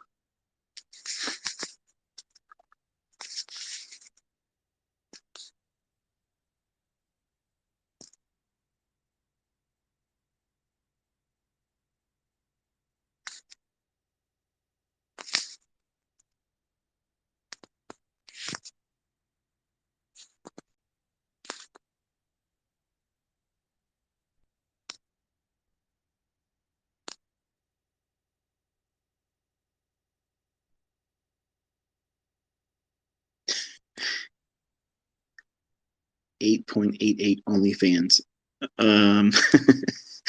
I have a question. I have a uncertainty about asking you to join me if you're an OnlyFans account on Twitter. I'm not going to be doing an OnlyFans account. Sorry. All right. I'll read the questions out because I'm going back to what I asked you guys earlier. The first ones that would call in or whatever, I'd answer your question. So the next three I read here are in the order that I received them as tweets. So 6 minutes ago, life without something. So with that being said, if I am a 30-day trade, I'm sorry. So with that being said, if I am on a 30-day trade mandate, what is the best routine for us traders to use your concept with a 30-day mandate for our personal accounts? Thank you, sir. I'm not quite sure what you mean by you're under a 30-day trade mandate. So I don't know how to address your question. But if you rephrase it, I'll answer it on Twitter directly. I'll reply to you. I apologize. I don't know how to understand your question. One above that one is PedRam. Can we consider 9:30 a.m. as a medium or high impact news or indices? You're not considering 9:30 as a medium or high impact news event. You're looking at as the opening. So that's the equities opening in the New York session. It doesn't mean they haven't been trading. They have been, obviously, but for the New York Stock Exchange to officially open, it's 9:30. So we don't really want to classify it as a medium or high impact news event. It's just that's the opening price or the opening of the session. And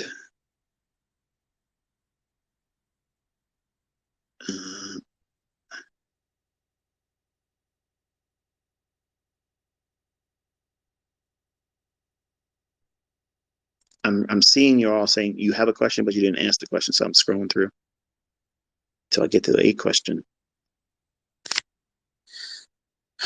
Trading US dollar for the past 2 months till now, I noticed the fair value gap doesn't, I guess, get filled on the lower time frame.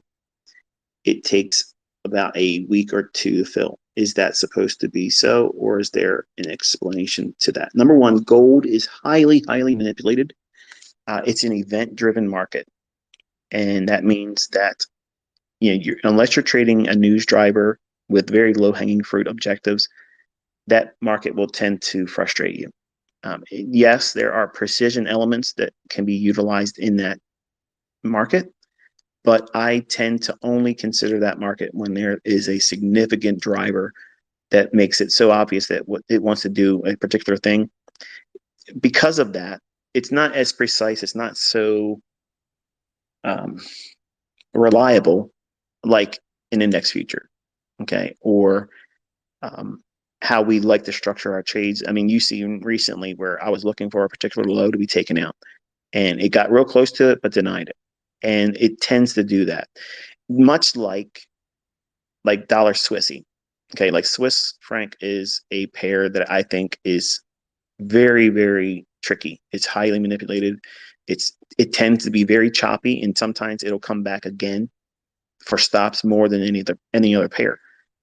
And yen is a pair that I can't stand because it's extremely manipulated. They are always tinkering around with their currency, and they could ruin you, literally. So gold has a tendency to be fickle, and only really, in my opinion, this is just my personal opinion, gold shouldn't be traded as a consistent vehicle because there's better markets to trade, in my opinion.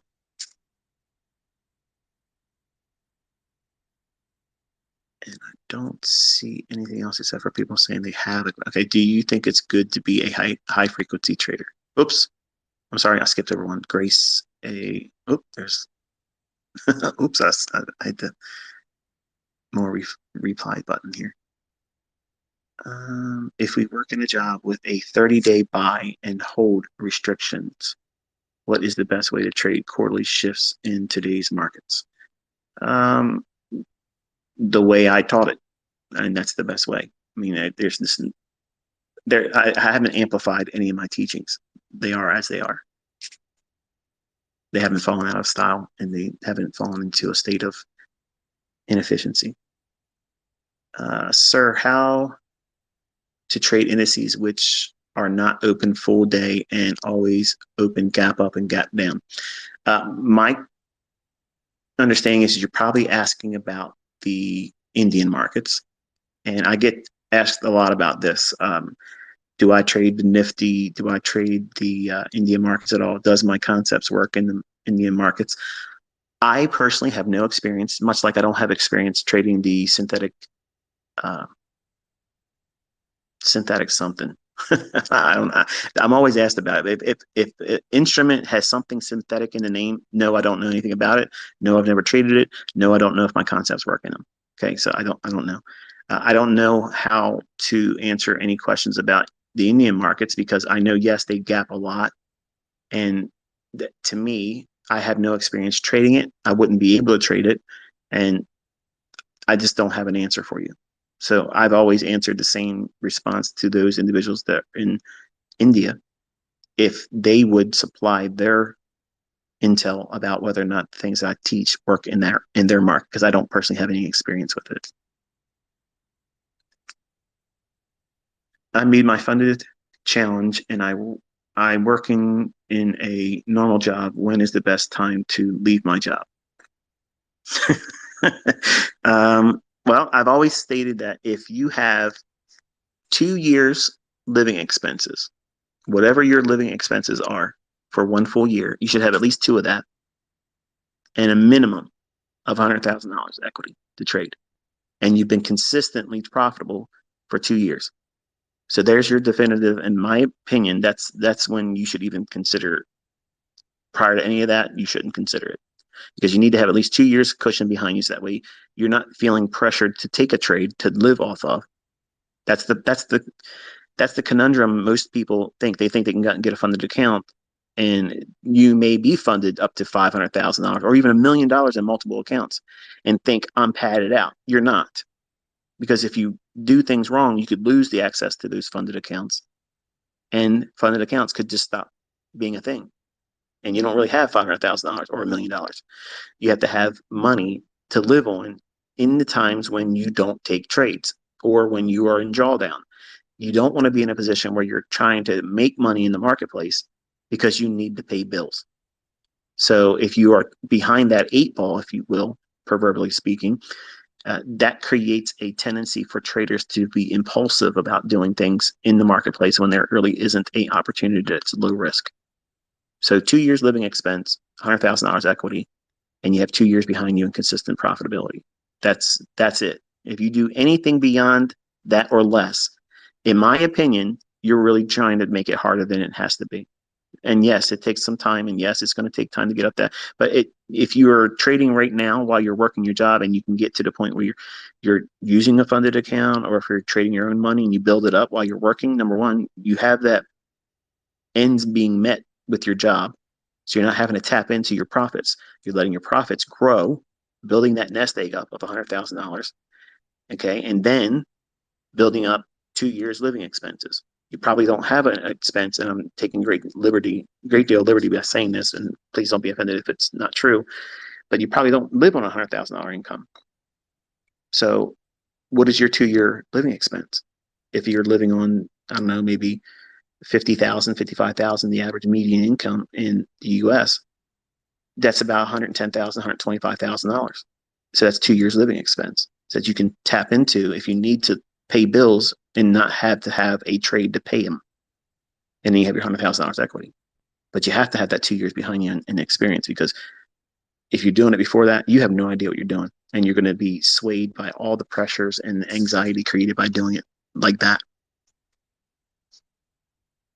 I am based outside US in Asia, and I trade CFDs. It's near impossible to trade FX without burning my account until recently. I switched to trading DAX and US 30. Do you have any current view on these two indices? I don't have a bias on the US equity markets right now. I think we've pulled back inside the range that we recently just had on daily chart, that long run down low. What we do from here, it might be static choppiness that just keeps us in a narrow consolidation into the close of the year until proven otherwise. That's what I'm expecting. DAX, I never really have an opinion.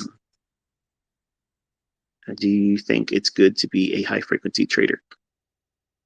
I don't think it's a advantage to being a high frequency trader. Just for me, because I know what I'm looking for and I'm short attention spans and I can make decisions on the fly and change my mind a lot real quick. And I have no problem being in and out and fluid with second charts, 15-second, 5-second charts. If I know what I'm looking for, I can do that. But just because I say I can do it and because I do it, that's not something that you should say, well, I should do that too because ICT does that. All of my trading isn't based on high frequency. My examples are utilizing high frequency trading concepts because it allows me as a mentor to give you a plethora of examples of how this stuff works versus, like, for instance, if I was trying to teach you all this and I'm only using a daily chart, how many examples am I going to be able to show you? It's going to be a very, very, you think I'm boring now.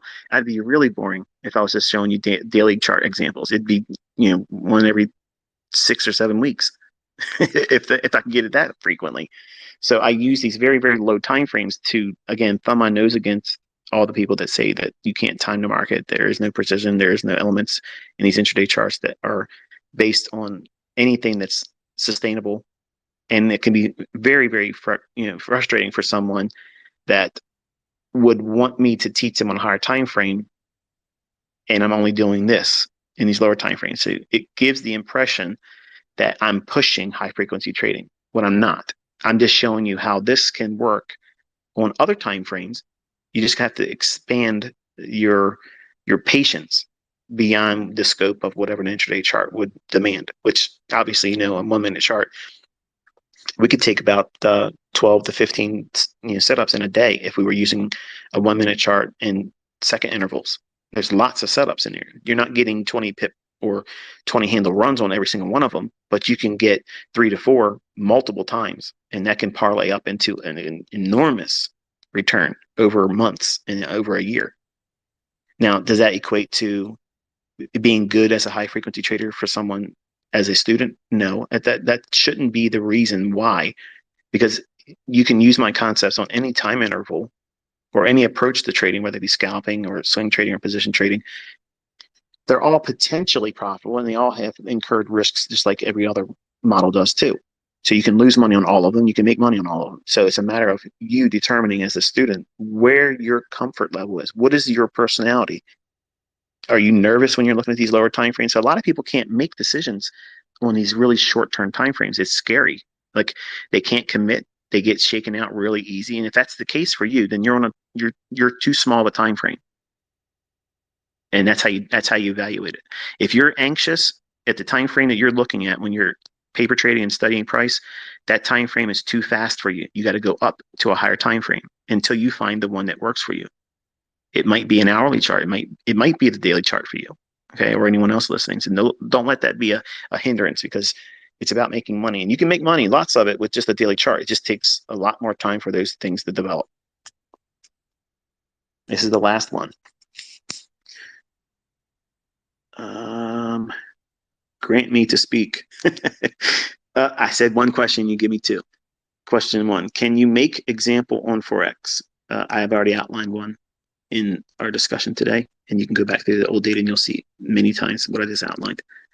That's the part you're supposed to do. That's the work. And can you share those failed setup example and how to avoid them? Again, you'll see that also in backtesting.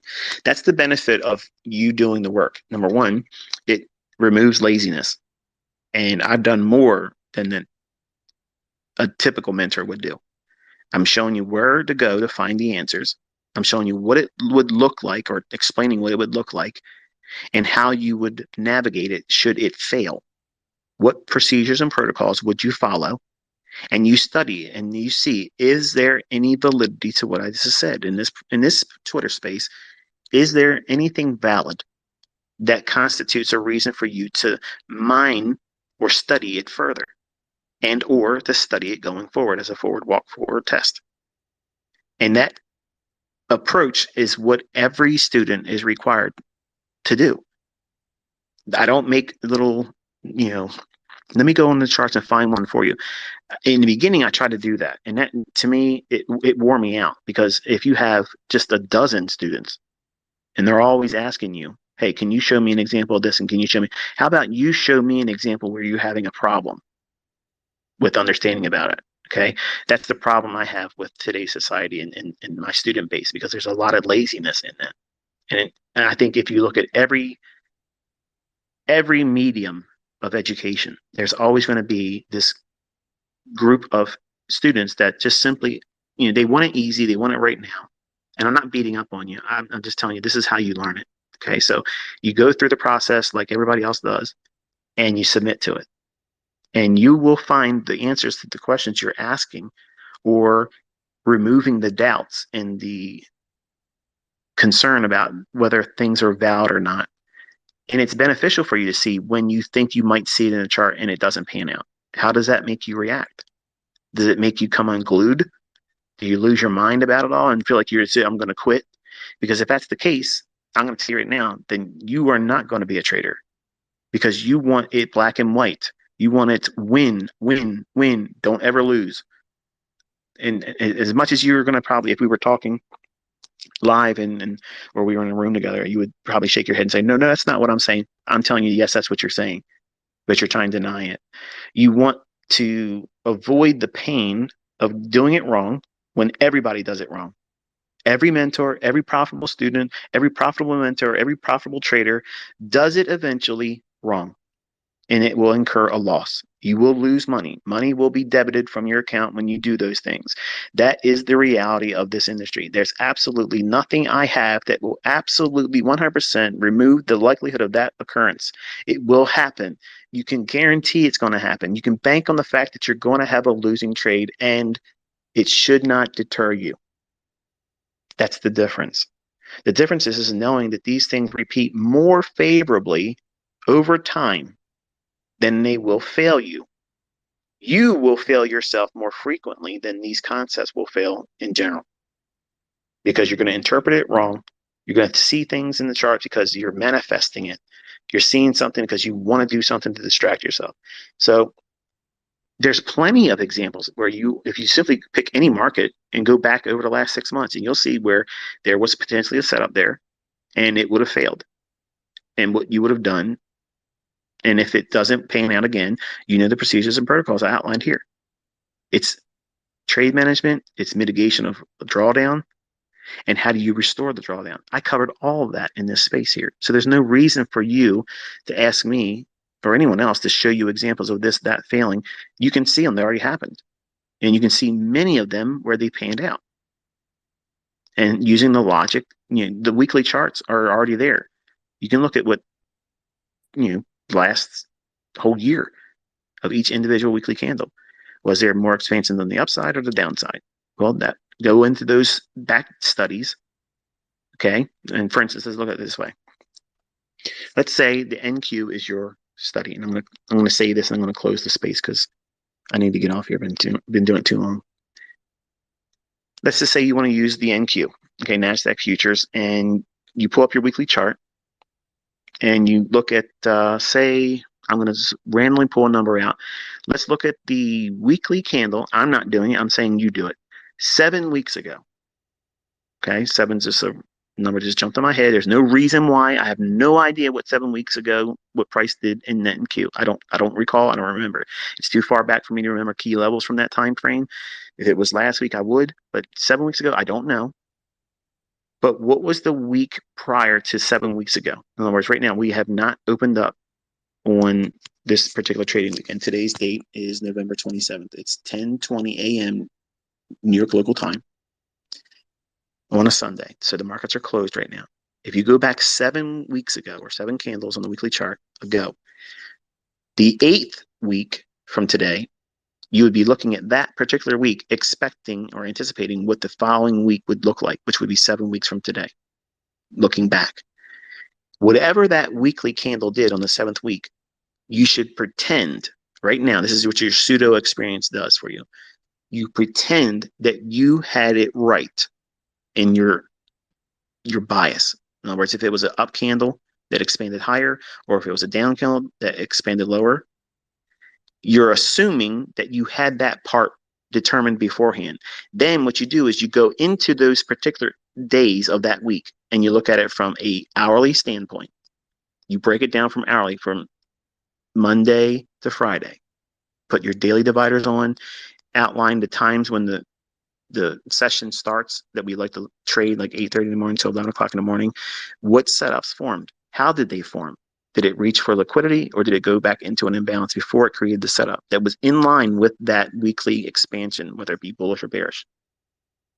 And then you do that individual day on a 15-minute candle, and you do the same markups in more detail. And you do the same thing with the 5-minute chart, the 4-minute chart, the 3-minute chart, the 2-minute chart, and the 1-minute chart. Oh, fuck ICT, that's just too much. Well, get up the road if that's the way you think about it. Because you want to learn how to make fucking money. Money making ain't fucking easy. You got to learn how to do this shit. And it means you're going to roll your sleeves up and do this stuff. If you don't want to do that, you will not learn this. You will not learn it any other way. That's what separates the men from the boys, the soldiers from the cannon fodder.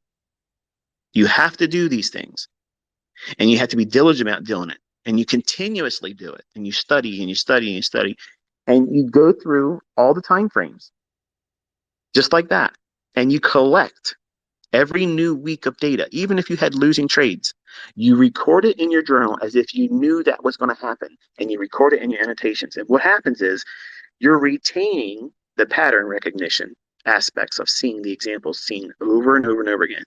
And you're recording your own annotations. Now, in truth, you're lying in the annotations about having seen it, but you're rewarding yourself visually and through annotation. So your subconscious retains it as, this is a good experience. I saw this coming, and I'm happy that I saw this pattern fulfill as I learned it. Now, that's not the same as lying and saying, I took this trade, like you see everybody on Twitter. I took this trade. I took the same trade as you did at ICT, and they don't have their executions. That's why I don't like those kind of posts. You need to go through your annotation, say, I'm thankful that I see the model unfolding in this example exactly how it should have. So your brain sees that, you remember it because you wrote it. So it's tricking your brain and providing pseudo experience. It's self-talk. Okay. It's a way of replacing anxiety and nervousness about not ever learning how to do this with positive reinforcement. And you're collecting examples that you're going to refer to continuously in your study journal. You're going to keep go back, looking. Okay, this is what that week looked like. And it's a wonderful resource because after, there's going to be times when you look back at old moves and you think, man, I wish I could have looked at a 1-minute chart on that day. You'll have it. And that's why it's important for you to be a specialist. You see these guys out there. Yeah, I follow 27 pairs. That makes me professional. No, that makes you a fucking junkie, and you're not a professional. You need to specialize on one market, maybe two, but one market. And here's how you know there's a professional. If they can tell you what the 15-minute highs and lows and the 5-minute highs and lows in the New York session and the London session, they're a professional. Ask yourself right now, could you say what the 15-minute high and low was and the 5-minute high and low was in any particular market? You probably can't. And these same people on Twitter and YouTube and Discord and Instagram and Facebook, they're all full of shit. Okay, I know what I'm looking for. I know what levels I'm working, but I can't remember it 7 weeks ago. Okay, and I just reached 7 because that's the number that just jumped in my head. Mathematically, that's the number everybody's going to reach for, between 10 and 1 anyway. But I covered a lot of stuff today. I went through something that would have otherwise only been taught if you were one-on-one with me, like it was in the 90s. Okay, I covered a lot of things that were black and white, binary. Do this, don't do that. Do this if this happens. Okay, I walked through something that would have otherwise been given to charter members in my private mentorship. You have something now that's real, it's tangible, it's something that you can work with and go forward and study back testing. And also, once you back tested and burnt enough hours in logging examples, how many is that? How long do I have to do this before I should know I know how to do this? You'll know when you're bored about what you're about to anticipate in the marketplace, and it happens. When I say you need to be bored, You need to be fucking bored. That is the surest sign. Okay, if you're looking for that, that sign or that you know way of knowing that this is what you should do, when you can call the marketplace, know that you can push it in a demo or a paper trading account. You don't care what the end result's going to be, but it's always the same thing. It's going to target more times than it's not. And you don't care. You don't care if it's money made in real terms or if it's demo. You've gotten so comfortable with the outcome being not necessarily known beforehand, but you know that you've been doing it long enough that this is the reasonable expectation as an outcome. When you feel that way about your trades in demo or in paper, that is the surest sign that you are psychologically equipped to then consider, not I'm giving you the, hey, go and do it, but that's right about the time when you can start entertaining the idea of maybe doing it with live funds or a funded account. And I know I just broke a lot of hearts by saying that, but don't you want to learn the right way? Don't you want to be equipped to do it the right way? And I know it feels like the world's crumbling all around all of us, okay? But you can't speed this stuff up. You can't make it faster. You can't skip it. You can't cut corners. You can't have it your way mentorship results and get blue ribbon results. You can't do it that way. I promise you it doesn't work like that. I've seen so many people, hundreds of thousands of students come through, and predominantly every single one of them that rushed it fell right on their fucking face. And then when they slowed down and they removed all of the Olympic expectations they were trying to place on themselves and stopped worrying about social media influence and acceptance, then it worked. It worked for them because it took all the pressure off of it. It took all the anxiety, the performance anxiety, the need to do well in other people's eyes. That's all something that will be a stumbling block for you. Trading competitions, if you're developing and you're all rushing to get good so you can go into trading competitions, the quiet people that talk shit, you're doing it wrong. You're doing it wrong. So you want to be bored. You want to be like your job. You hate your fucking job. You can't stand your fucking job. You can't stand the commute. You can't stand coming home. You're tired, but you know your fucking job. You don't get aroused because you're at work. You don't get excited because you're going to work. You're like, I got to do this again. Okay, it's what you got to do. That's what you have to do about your trading model. This is what you got to do. You got to do these things. And you know that, hey, getting up tomorrow morning to go to work, you don't know if you're going to get a flat tire. You don't know if you're going to get sacked. You don't know if you're still employed. You might get sacked. You may be made redundant and removed. And you're going to see a lot of that coming forward in the next 6 months. A lot of people are going to be losing their jobs. And that's going to also make you feel like you got to rush. Don't. You'll undermine months of development if you invite fear and anxiety. Don't do that. Keep the focus on the right direction and be consistent. Doing these things and back testing and collecting all these experiences and logging them, and learn to love doing that. I see, I watched Hannah's video the other day. She goes, I hate back testing. Girl, you better straighten your shit up. You better fall in love with that part because that's what's going to make you better. You have to love that. You have to fall in love with that. If you can't find a way to enjoy, it's almost like meditation for me. And I'm good. I still like doing it because I'm so impressed with the level of precision that the algorithm is consistently delivering. It's not randomness. And it's so beautiful to see how it does what I teach you, it does. And it's almost like poetry. Like, I mean, obviously I'm biased. I mean, fingerprints are all over this fucking thing. But the point is I literally love seeing it perform. And you have to admire it. Even if you can't take that trade, even when you lose in a trade, when I take a losing trade, I look at it and I'm still like, I still see what I did wrong. I see what I did wrong, and it's still doing what it's supposed to do. And you can't be mad about having to do the work. That's reasonable. You want a fit body, you want a beach body. Well, you're not going to get eating fucking donuts. You got to lift some weights, you got to cut some calories, you got to exercise, right? Well, that's effort. Nobody fucking likes to go to the gym in the beginning. They hate it. They got to get through that first growth spurt of pain and soreness. But when you get rid of the sugar, you find out you don't have that much pain anymore. And you're going to be sore and stiff, but not to the same degree that you were in the first 3 months, the first 6 weeks, the first 2 weeks, where you're getting rid of all that shit in your blood, all that sugary stuff, all that extra sugar in your coffees that you shouldn't be fucking drinking anyway. But anyway, I've had fun today. I've enjoyed spending time with you, and hopefully you got something out of this one. I'm going to have to find something to get into while my wife's not here. She's out there spending probably more money than she should. These outlets, they say, hey, you can save so much money. She could save more money by not going. How's that work for you? She'll find an excuse. Look at this. I got this for 50% off. Yeah. And all of our fucking kids have closets stuffed. Okay. You can't put another fucking thing in there. Not another fucking hanger can fit in our closets. Literally.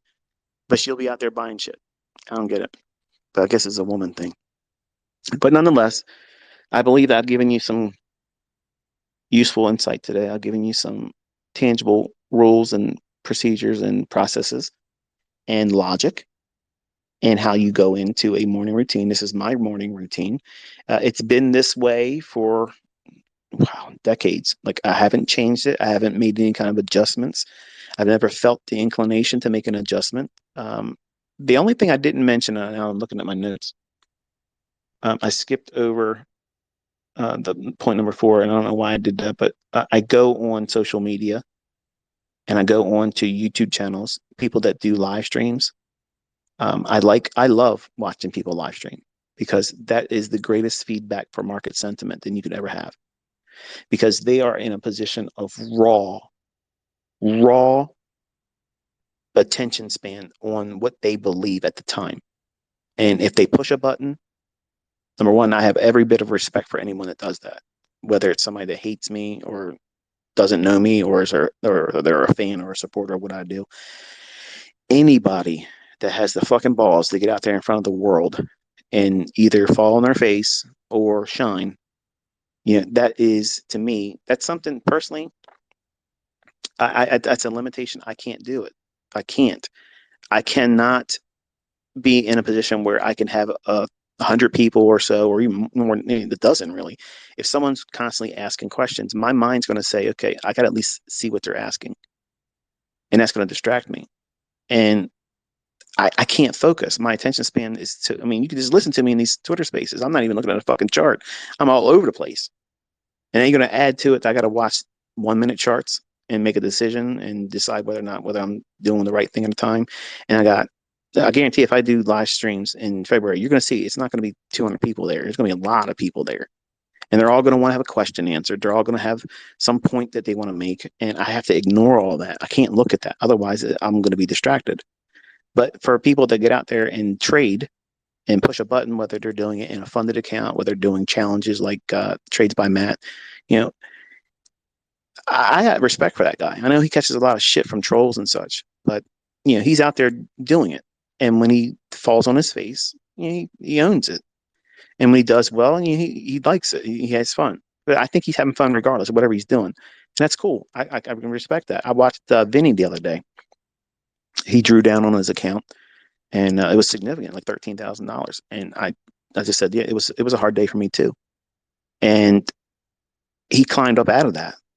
And I watched him do one of the trades. I didn't catch the whole thing. I had to come back like late in the next morning and looked at his results. He came back out of it, but he pulled out of it, and that's skill. You don't do those things randomly. That's stuff that doesn't happen because of guesswork. And I've actually recently commended him because when we were talking earlier, like years ago on Twitter, and he was trying to, show me his algo box stuff in the early stages and say, hey, look, take a look at this. I think you would like it, blah, blah, blah. I saw all the overlays and things. And without being a dick, I told him, I said, look, I can't look at stuff like that because it's a distraction. I said to him back then, I said, if you remove all of that stuff and you create something that tells a person when it's a buy, when it's a sell, remove all those overlays because it's too bloated.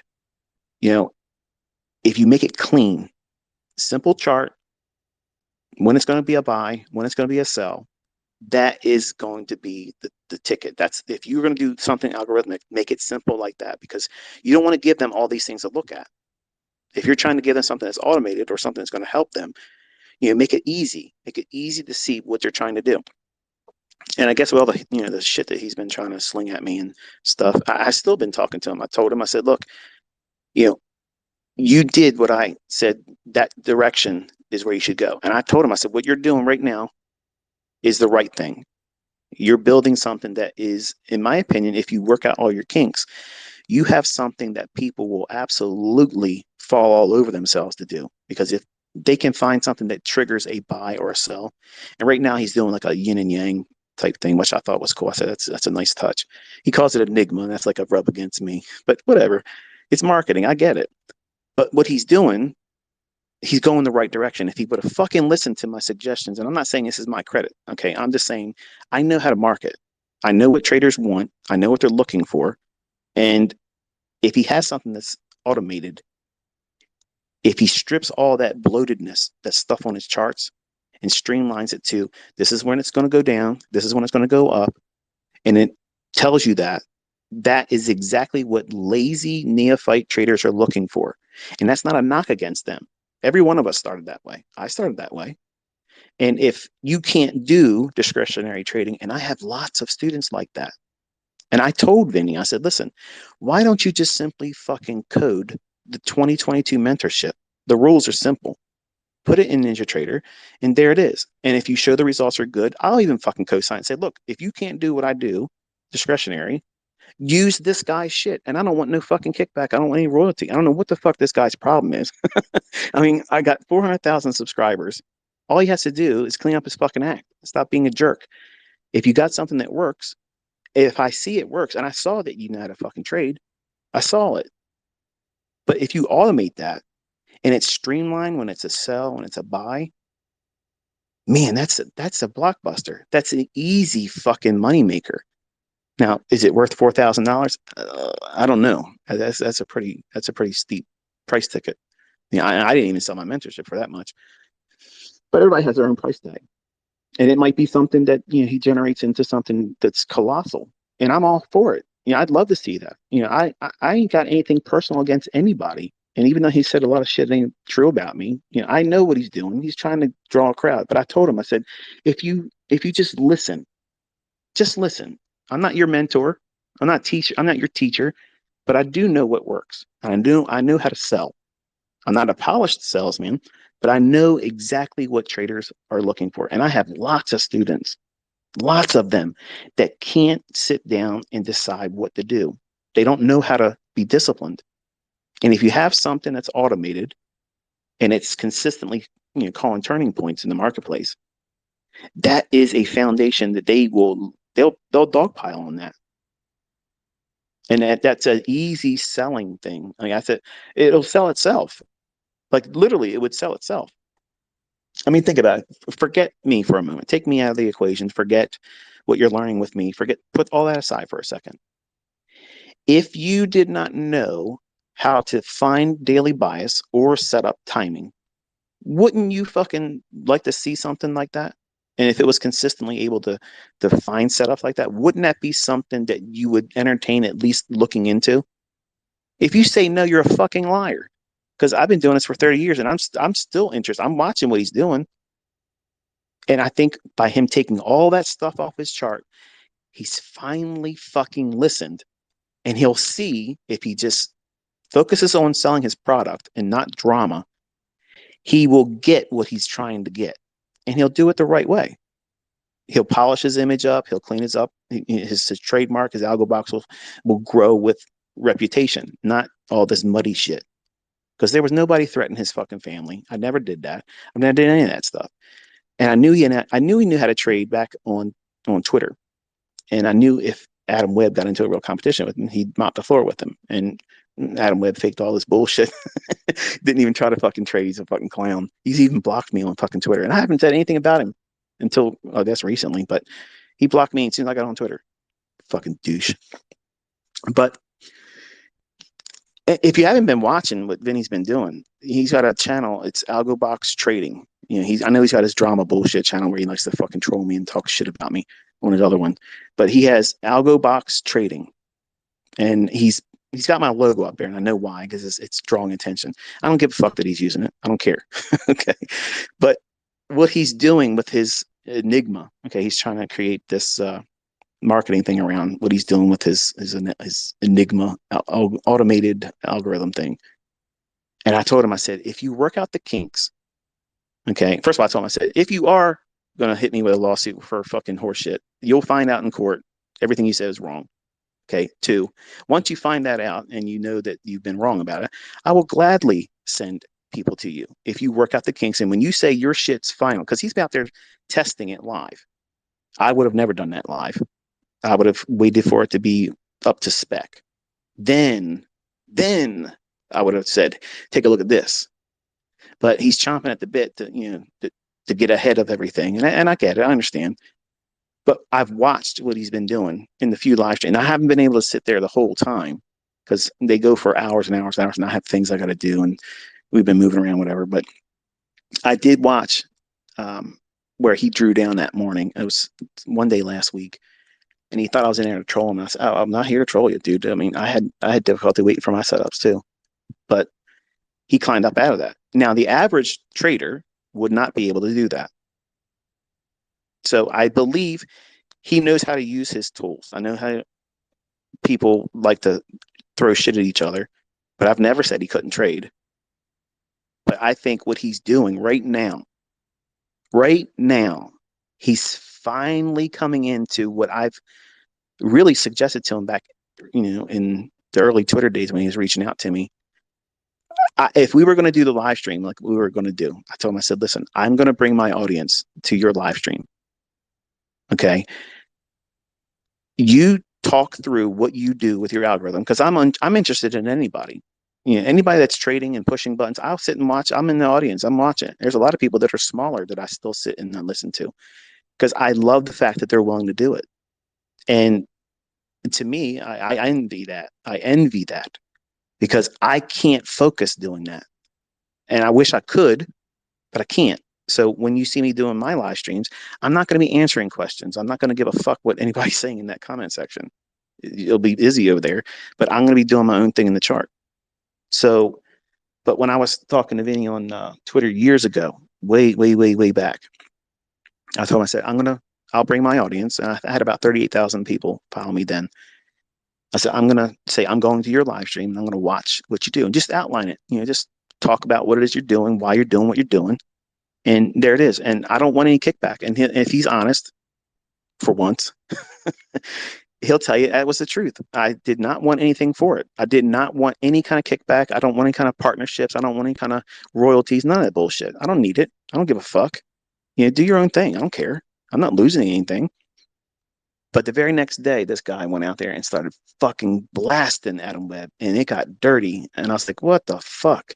How can I, like even now, I'm doing something that I have avoided on Twitter before. Like he says some terrible, sick shit about me. Okay. And I know he knows that none of that shit's true. He knows, but he wants that cancel culture to come down on me because it'll draw attention to him. Vinny, you don't need that. I will bring them to your channel right now with all the drama still, with all the bullshit and all the lies. All I'm asking you to do is do a live session and walk through and outline, talk about what it is that it should be doing and why it should be doing it. Keep the focus on that. I would love to sit there and watch that. I would love it. And I think anybody that is a trader would respect that as well. So all you have to do is, I don't care if it's someday next week or the following week or even the next year. I don't care. I said I'm a man of my word. I would sit in the audience, just like I was the other day. I was respectful. I wasn't there to troll.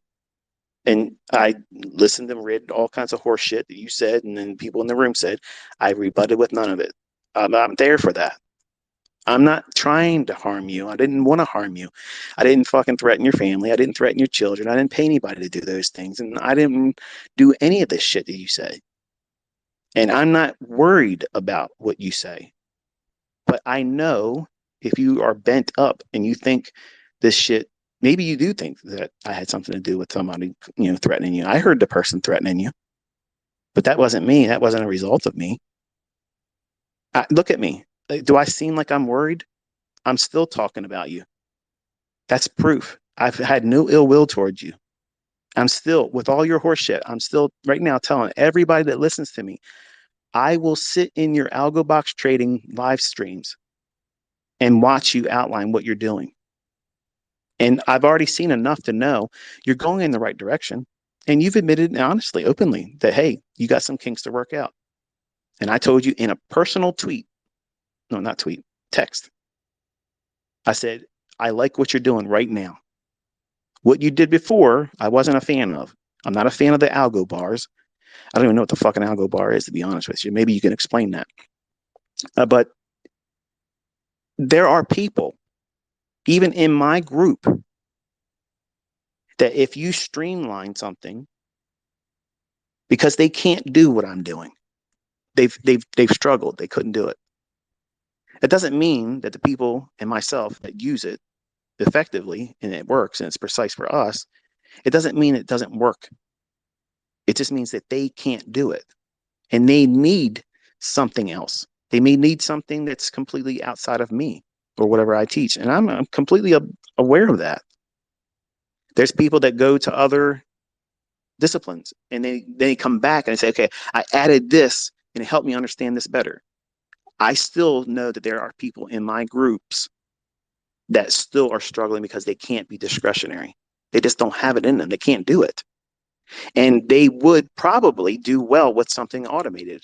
And it might not be something that is based on whatever I do. That's fine. There's lots of ways to make money. And I'm completely open to allowing my own audience to go over there, and I'll even direct them, go right over there and see what you're doing. Because I personally saw what you did recently. And when you took all those harmonic pattern, like the triangles and shit, all that, man, that's just too much stuff on the chart for me. I'm too distracted by that. Now, I might be alone in that opinion, but I know there's a lot of people that like to have a naked chart. What you're doing right now, man, if you work that shit out and you clean up all the kinks and the things that you're saying that there's confliction between different time frames and such and why it's doing this and doing that. And I'm not asking for the logic. I don't think you should divulge the logic either. Like, I think you should just say, this is what it's doing. It should be reading this until it gets to this and that. And what's the advantage? What's the advantage of not having all those overlays on the chart and how you can trust it on what you're doing now with your Enigma? That to me would be interesting. I would like to sit in and listen to that. I think viewers would listen to that and it would be helpful. And it would probably do more for selling your product, or at least building the audience. That way they can track your development with it. And once you get to the point where this is it, I'm confident now.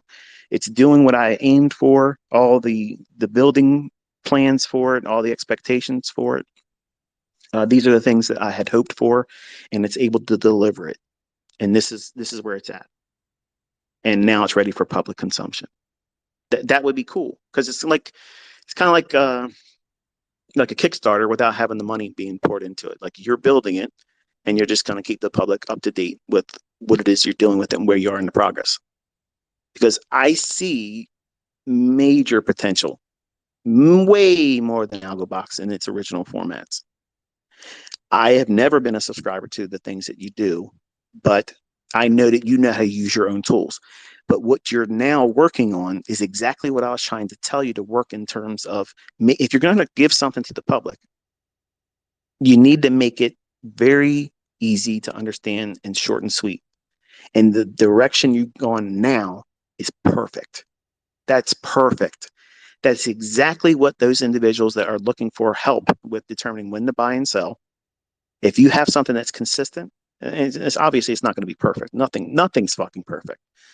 But when I asked you if there was a filter for daily bias, okay, I have no uh, opposition to you even considering what I just outlined in here. And you don't have to ever say you did it, okay? But something like I was outlining here for like the weekly bias, like if you factor something like that in, and I don't know what makes your bias for when you, like I know you said that there's a setting where you can choose buys and sells or both directions. I'm not a fan of have a new student or a new trader doing both directions. Okay, and we might disagree in that regard, but I think that it's better for a student to understand one side of the marketplace predominantly over another based on the current climate. So if that's the case, and if you can either build that in, or if it's already built in and I just haven't watched enough of it to know what you've done, I think that would be advantageous for your product and for those that might use it. And if you did that, I think it would increase the level of the results that you would probably get out of it. But that's just my opinion, and you can discount it or whatever the fuck you want to do with it. I don't really care, but I'm just thinking out loud because I wish you would have did that approach with your algo box back then on Twitter, because that would have been much more appealing to the Twitter base, and you wouldn't have had to really rely or hope to rely on a larger public figure like me or other people that you try to tap the shoulder of. I am in the worst place for someone to expect someone to send somebody to for an audience. Like you talk shit about me all the time. I'm not affected by it. It didn't slow me down. But I've told you, like I told you back then, this is who I am. My character is who I am. And if I said I would send people to look at you and watch your product and bring an audience, I said I meant it. And I wasn't trying to be involved in all the drama that you and Adam Webb going on. Adam Webb was trying to dox me. He did not want to do a trading competition with me. That's all that shit was. Him and Dante were back and forth, and I gave each one of them pieces of information to see if they would talk, and they both knew what the other person knew. That means they were in cahoots. I don't give a fuck about Tom Dante. He's a piece of shit. You have said things, I don't agree with it, and they aren't true. With that said, if you believe the nonsense that you say, I'm here to help you cancel all that stuff. I'm not the person you make me out to be. I've never been like that. I've never been like that at all. And if you're joining the Robbins Cup in 2023, I swear to God Almighty, I'm going to be in there with you. And I will do my utmost best to make sure you don't beat me. But if you join it, you know what that means? That means that you did something that no other fucking clown talker ever did. You actually joined it.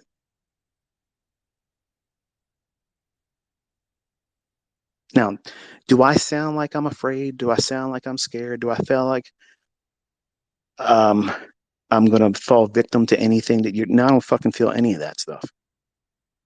I'm proving I'm exactly who I've always been. And everything that you've painted me as is not true. If I was afraid of any of the shit you say, I certainly wouldn't be inviting people to go to your fucking YouTube channel. But I think what you're doing right now, that's the right direction.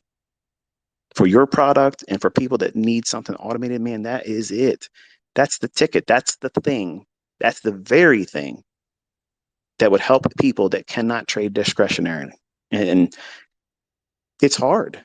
It's hard to trade discretionary because there's so many things that you have to filter out. And if you have something that's objective, where it's only a buy now, it's only a sell now, okay, that means they're going to subscribe to that, but they have to still subscribe. They have to commit to it. And I'm sure you'll work out the kinks. I mean, you seem diligent about things. But when you're ready and you know that it's met all your specs, like I told you in that text, when you say that, when you know it's ready, I'll draw attention to it. Say, hey, look, I watched this. I saw him do it. And there it is. I don't need anything back for it. And I ain't worried about no fucking lawsuits. I ain't trying to talk you out of it. If you think you want to go to a court session with me, come. I'm ready. I got all the fucking receipts. I'm ready. But I'm not that person you're making me out to be. I'm not. So anyway, I checked off all the boxes on my list here.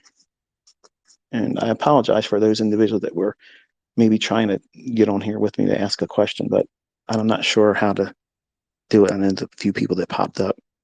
How they did it, I don't know. But I did see there was like 127 of you requesting to talk, but I couldn't, for whatever reason, I couldn't get you to pop up on a list where I can toggle you. So hopefully you guys can help me in that regard if I did something incorrectly. I think that's going to be it. I'm going to grab me something to drink, grab me an apple, and I'm going to get busy into something else. Enjoy the rest of your weekend. Going forward this week, be careful. I have no bias. I have no directional bias. And if my wife presents opportunities like this between now and February where she's out of the house and it's not going to conflict with anything, I'll join you again in something like this. But don't expect it to be a daily or a weekly type thing because it probably won't be. Enjoy your holiday. Be safe.